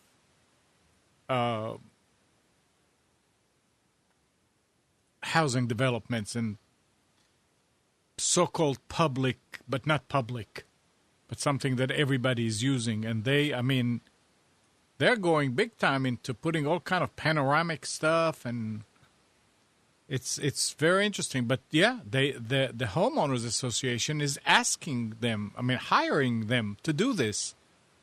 Now they don't monitor it. Somebody else apparently monitors it, but it's big business. Bear Fan Ron says, I'm on camera every day at a school. They're always watching. Yeah. There is no expectation of privacy in the school. You do not have an unequivocal First Amendment right in a public school system. I think when you're talking about the gated community, I don't think you're talking about privacy from somebody else. I think you're talking privacy from the outside world. And if they put cameras there, I don't see what's wrong with that. You knew that they have cameras there when you went and acquired about living there. So it's not that it makes it not private. But see, it's good. It's a good point. If we're going to start our own gated community from day one and put that on paper, right? Yes, I agree with you. But let's assume that you and I decide to move into this 1,900 home community, right? And because of our technical expertise, we happen to feel that having cameras on the streets is a good thing to do. Yeah. We can get the homeowners together and even have a vote among all of the homeowners in the community. Right. 51% agree to do it. The other 49% are still bound. So what do you have? You got a guy out there who says, wait a minute, Amnon's sitting there. He's voyeuristic. He's sitting there watching my wife all the time on these video cameras. Amnon wishes he had the time to do it. Yeah, I understand what you're saying. It's not. All I'm saying is it's just not quite that simple. Move out, like Nick said, learn to live with it. Well, exactly. That's easier said than done. Nobody's going to sit there and watch your wife in her bathing suit, because these things are on the streets. I'm not sure that I totally agree with that. And somebody else in chat was saying something. It was Eric who was saying, what's the difference between visually observing it and watching it on a camera? Well, there are a couple of things. A, the camera is nonstop. B, the camera may have a better vantage point than the typical eye, particularly if there's a zoom lens on it. In fact, there is case law that suggests that, and I don't remember the specific example, but it was something that a camera that shows the same view from its vantage point that a person standing there would have is not an invasion of privacy. But if you're in a skyscraper looking into the window of another skyscraper and you put on a zoom lens to see inside the person's window, that is an invasion of privacy. Well, I'm just saying these things are not black and white, cut and dried.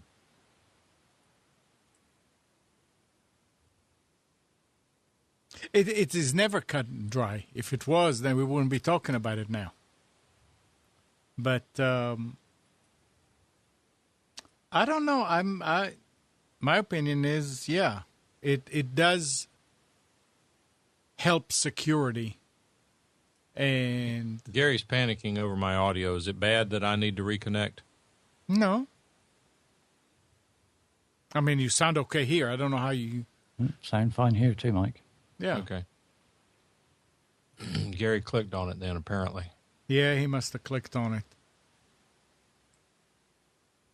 So, I mean, who are we waiting to talk about Blink? Oh. All right.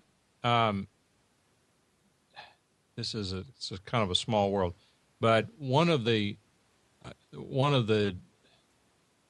Steve, you might help explain this better than I can, but one of the technologies that we techies like to use is called SIP, which is, I forget what it stands. What does it stand for, Steve? Session Initiation Protocol. And what it is, in essence, is non-proprietary Skype. Skype operates on a SIP protocol, and that allows us to make person-to-person calls over the Internet, in these cases for free. What that means is that, and a lot of telephone systems now operate by SIP. A lot of people are talking on telephones all day long on SIP connections, they don't realize it.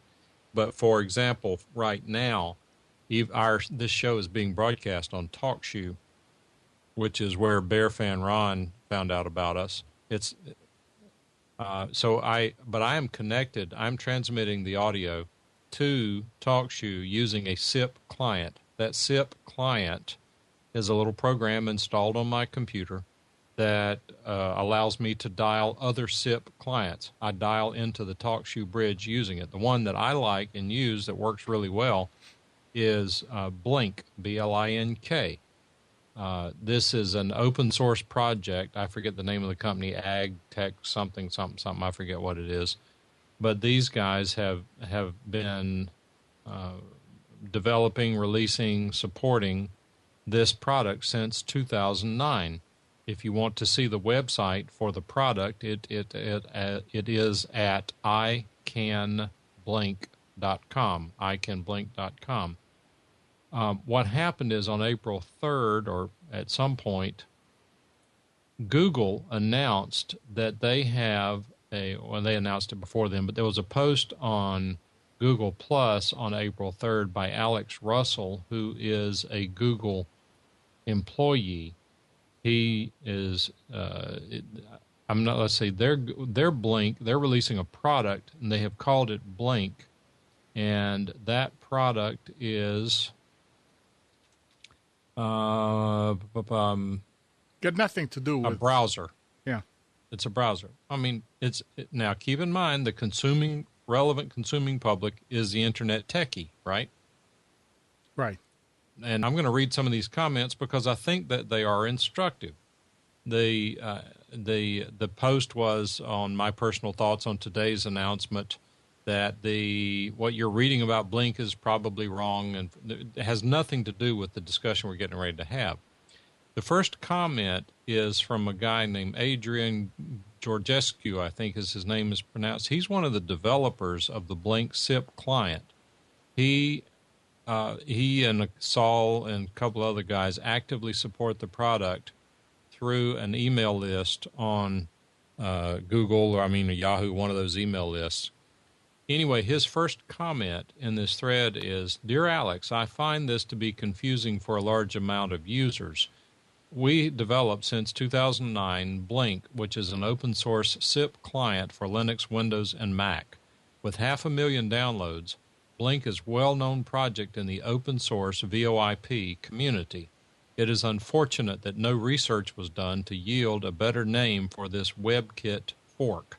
What their product is a WebKit fork, which I don't even know what that is completely. The first commenter says, "I agree with Adrian. Blink is already a well-known project name, and this will be confusing. The VoIP project was obviously first out with the name, so this WebKit fork needs to have a scout around for a new name." Next comment is from the original poster, the guy with Google. He says, "Adrian, thanks for your comments. I know that a search was conducted, but I was not part of the naming process. That said, the idea that there's confusion between a SIP client and a browser is hard for me to comprehend. One is an end-user product, like Chrome. The other is a code name for a source, repository, and project. that cannot be used in a standalone way. The audiences are fundamentally different. Now, what this guy just said was his opinion, not necessarily what a court would agree. Next comment. Sometimes the comments are better. He said the same was said about a web browser and a database, if I recall correctly, Firebird, and it resulted in a name change, even though the audiences were quote-unquote fundamentally different. The next comment, and this one is really important because this is by Emil Evov. I don't know how Evov, he's Emil Evov. He is a primary developer of Jitsi, the SIP client. And I think this is an interesting response. He says that, well, I suppose this means that we can now create a SIP stack that is called Google, because this would just be a library meant for developers, and the other is a company and a search engine meant for end users. Right. Right? Good point. All right. Then Adrian comes back in, and I cannot verify exactly what Adrian's saying here. This is him saying this, not me. But Adrian says, a Google search for Blink plus open source proves the point. There is no trace of the SIP client anymore in only Google-related stuff. The damage is done. Alex, thank you very much for doing a great job at Google while destroying everyone else present on your path. In case that Adrian's native language is not English, what he's saying is that now that what I'm assuming he's saying is that Google has sanitized the search such that if you search for Blink plus open source, the only references you find are to the Google Blink product, and they have removed any references to the Blink client with open source. And then the next commenter says, second Adrian, this is a shame and sadly not the only one from Google lately. And then the next guy says, where the heck went don't be evil. And the next guy says, plus 100 here, ag, have been using the Blink name for a long time. This is not a nice move by Google. Alex Russell, you must not have searched for long. I'll be damned. They did that. There is nothing. Don't know. I cannot vouch No, I mean, for I'm looking. I just did a search, and I don't see. I got to tell you, if this is true, Google is not behaving, in my opinion. Now, they can argue all the name all they want to, but when they use their servers to control public sentiment and things of that nature, I have a problem with that. If that's occurring, and I have no way of knowing it does. Now, I think I see there is no Blink open source they will find, but there's, if you search for Blink SIP, it's all over the place. Yeah. But isn't that their quote unquote out? I mean, isn't that how they, let me see if I can get back to where I was. There we go.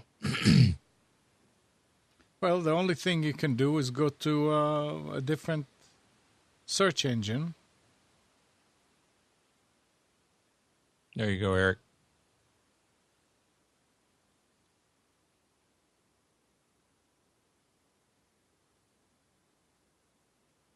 So I don't know what's going to happen. It's interesting. I really like. I thought that they actually are incorporating the SIP client into. I mean, when I was starting to read, so confusing, yeah. And who's going to win? I don't know.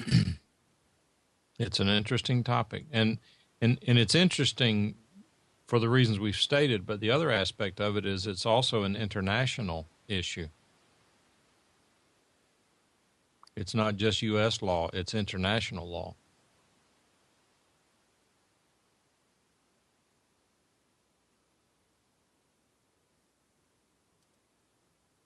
Here comes Meadows. I don't think so.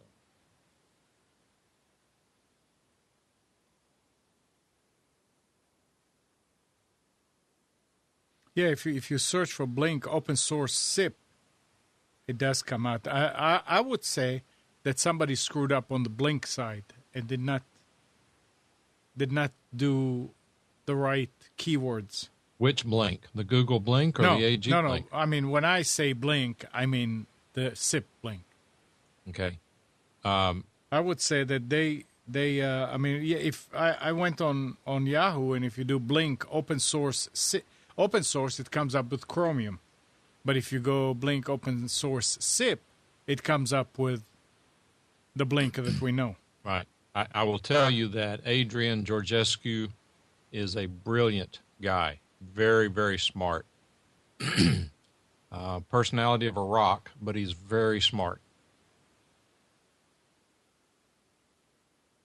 So, and I support Blink. I'm very, very happy with it. Oh, yeah.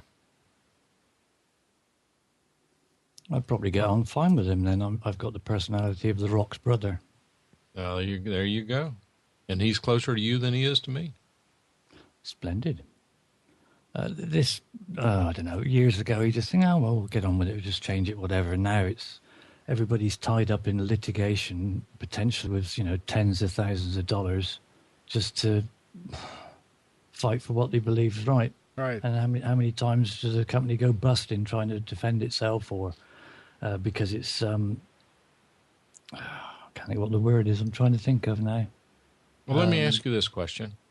Assuming, Steve, that you are a UK barrister, and they come and ask you, Adrian calls you up and says, here's the situation. What is your advice to us? What do you tell him? Well, it's Google, isn't it?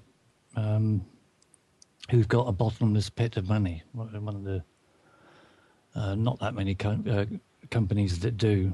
What is the point? I mean, that's. I think a lot of companies these days, it's cheaper to pay off a patent or copyright infringement claim than it is to actually defend it.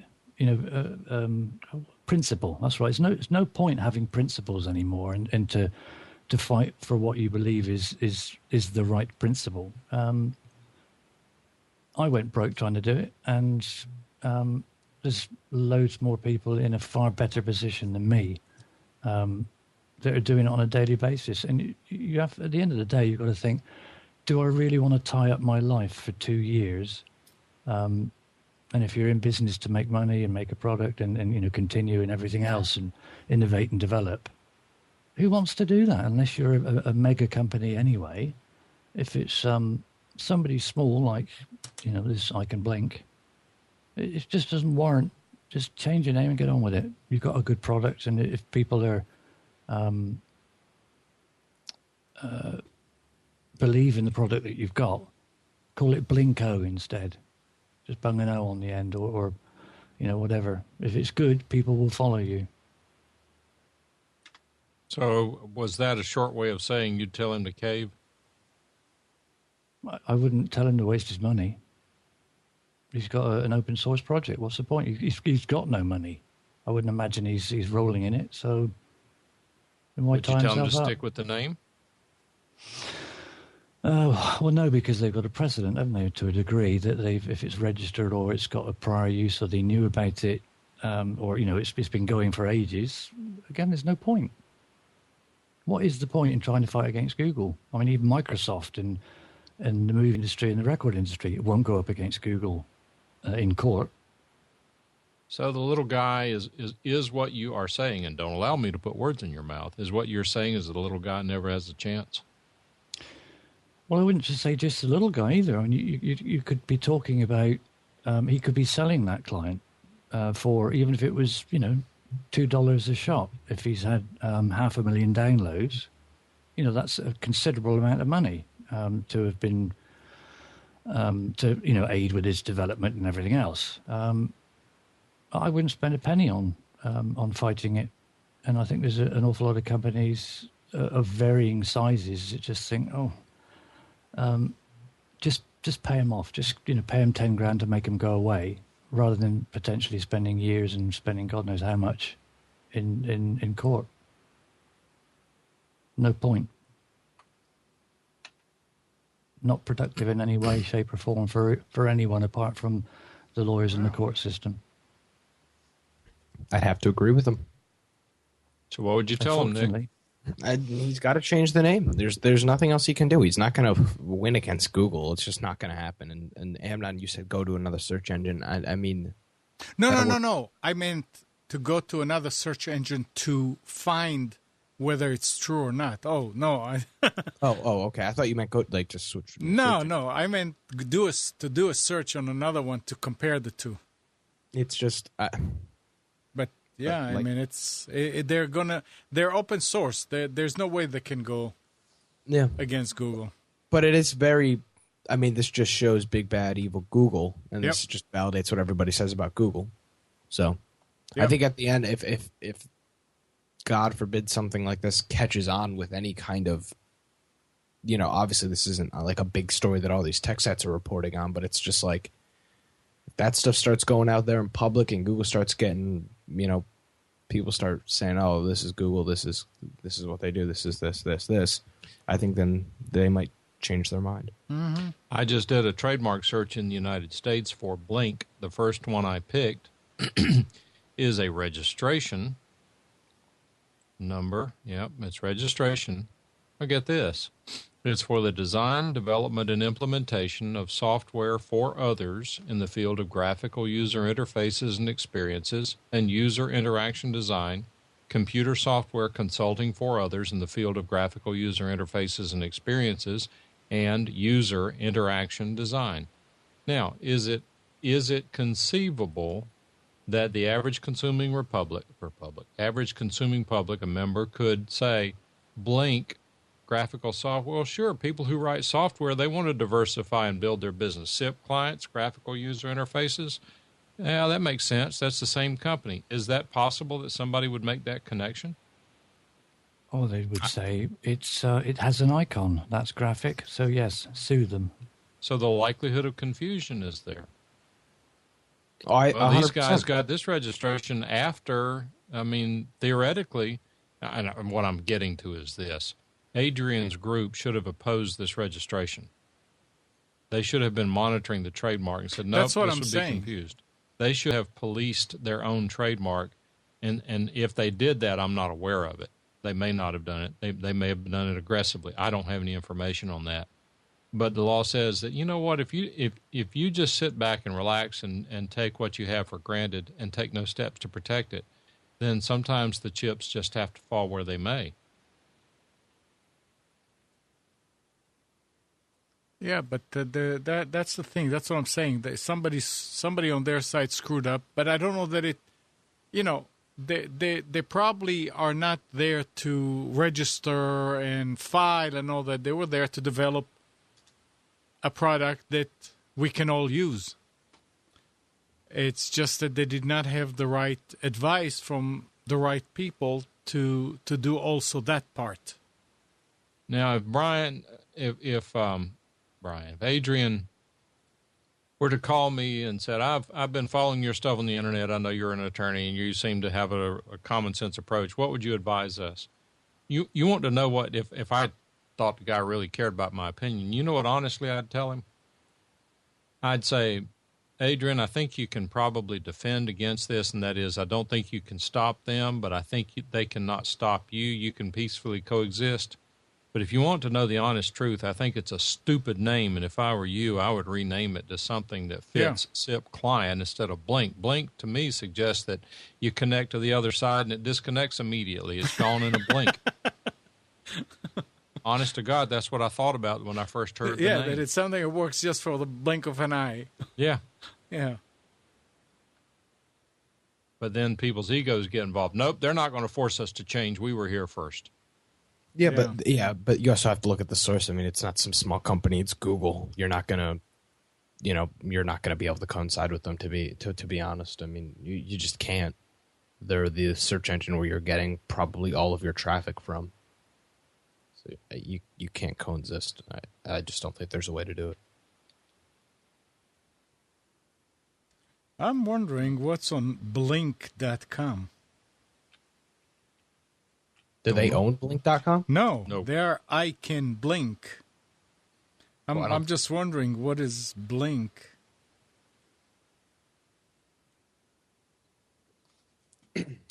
It's a foreign site. some sort of mobile Yeah. application. All right. I mean, it could be a spammer site. I don't know. Yeah, but It's in Spanish.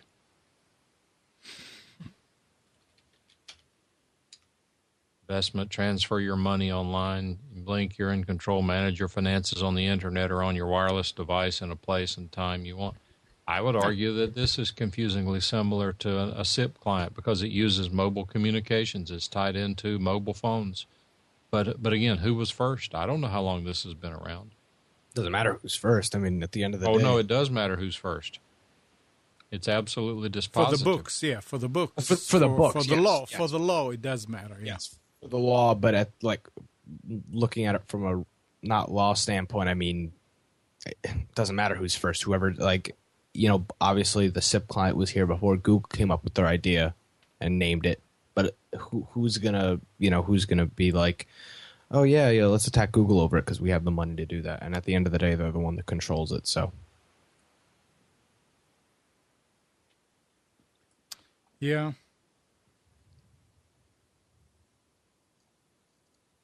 All right, guys, it's All 1 right. o'clock. Yeah, it is 1 o'clock. We need to wind it up, or at least I need to go. Yep. It flies by when you're having fun, doesn't it? Leave the after show thing I was talking about earlier for a couple of weeks, actually, thinking about it. I'll have a chat then. If that's okay. I don't say that again. I missed the last part. Yeah, we were going to stop and have a quick chat after Yes. the call today. Can we leave that for a couple of weeks? Well, we're available if you want to talk. Nope, that's okay. Leave it for a couple of weeks. Hopefully I'll have a bit more info by then. Okay.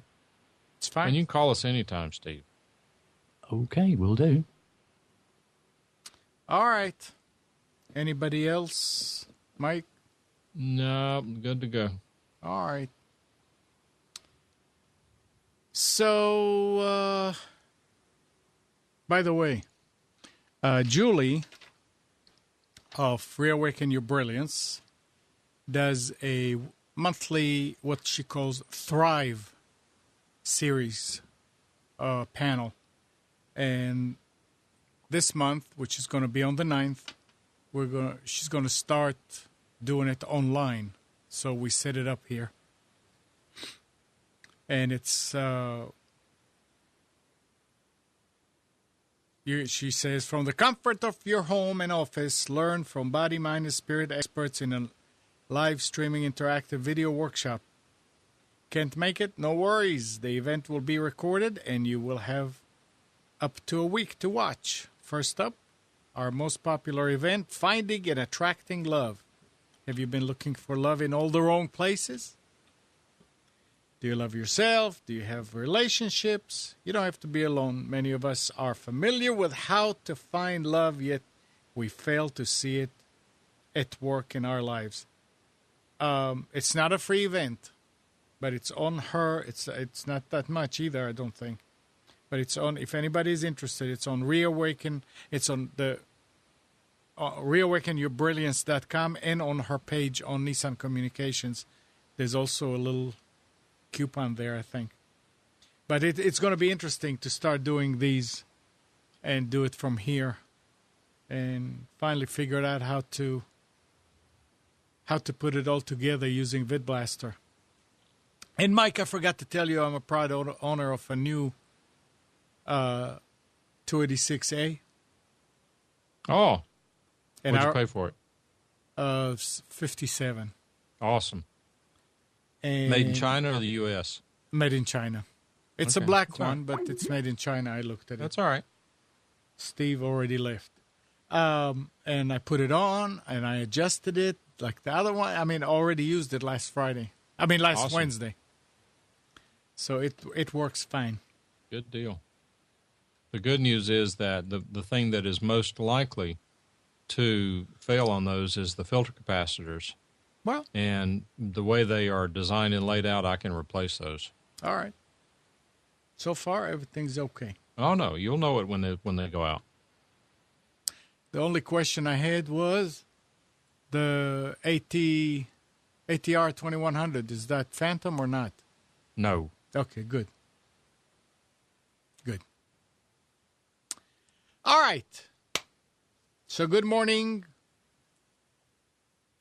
Kathy, Hannah, Nabil, Mac, Norm, Katie, and Donna. Thank you all for tuning to Computers 2K Now. We hope you enjoyed and maybe learned something from our time together. Remember to practice safe computing, back up your hard drive, and update your virus scanner. We'll be back here next Sunday at 9, but you can always reach us at computers2know.com. Just click on the Facebook, like us on the Facebook button, and there's the blog there. If you have anything to say, please do. Tonight at 8 o'clock, Carrie's Psychic Cafe. Carrie will entertain you with psychic readings. And tomorrow morning, Health In with Debbie Brock at 11. See you then.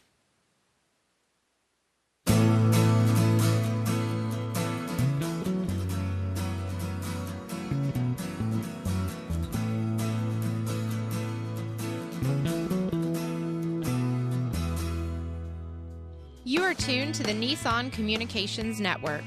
Our weekly lineup of call-in programs includes Computers 2K Now with Amnon Nissan, Sundays 9 a.m. till noon. Carrie's Psychic Cafe with Carrie Silkowski, Sundays 8 till 9 p.m. Health In with Debbie Bruck, Mondays 11 a.m. till noon. Breaking Free with Marilyn Shannon, Mondays 8 till 9 p.m. One Chic Mama with Mary Michelle, Wednesdays 4 till 5 p.m. Reawaken Your Brilliance with Julie Seibert, Wednesdays 9 till 10 p.m. And if you tuned in too late, you can always watch each program in its entirety or download an MP3 audio file of it at www.nissancommunications.com. Sponsored by ThatVidBlasterGuy.com, CarolinaApparel.com, and DeltaForce.net.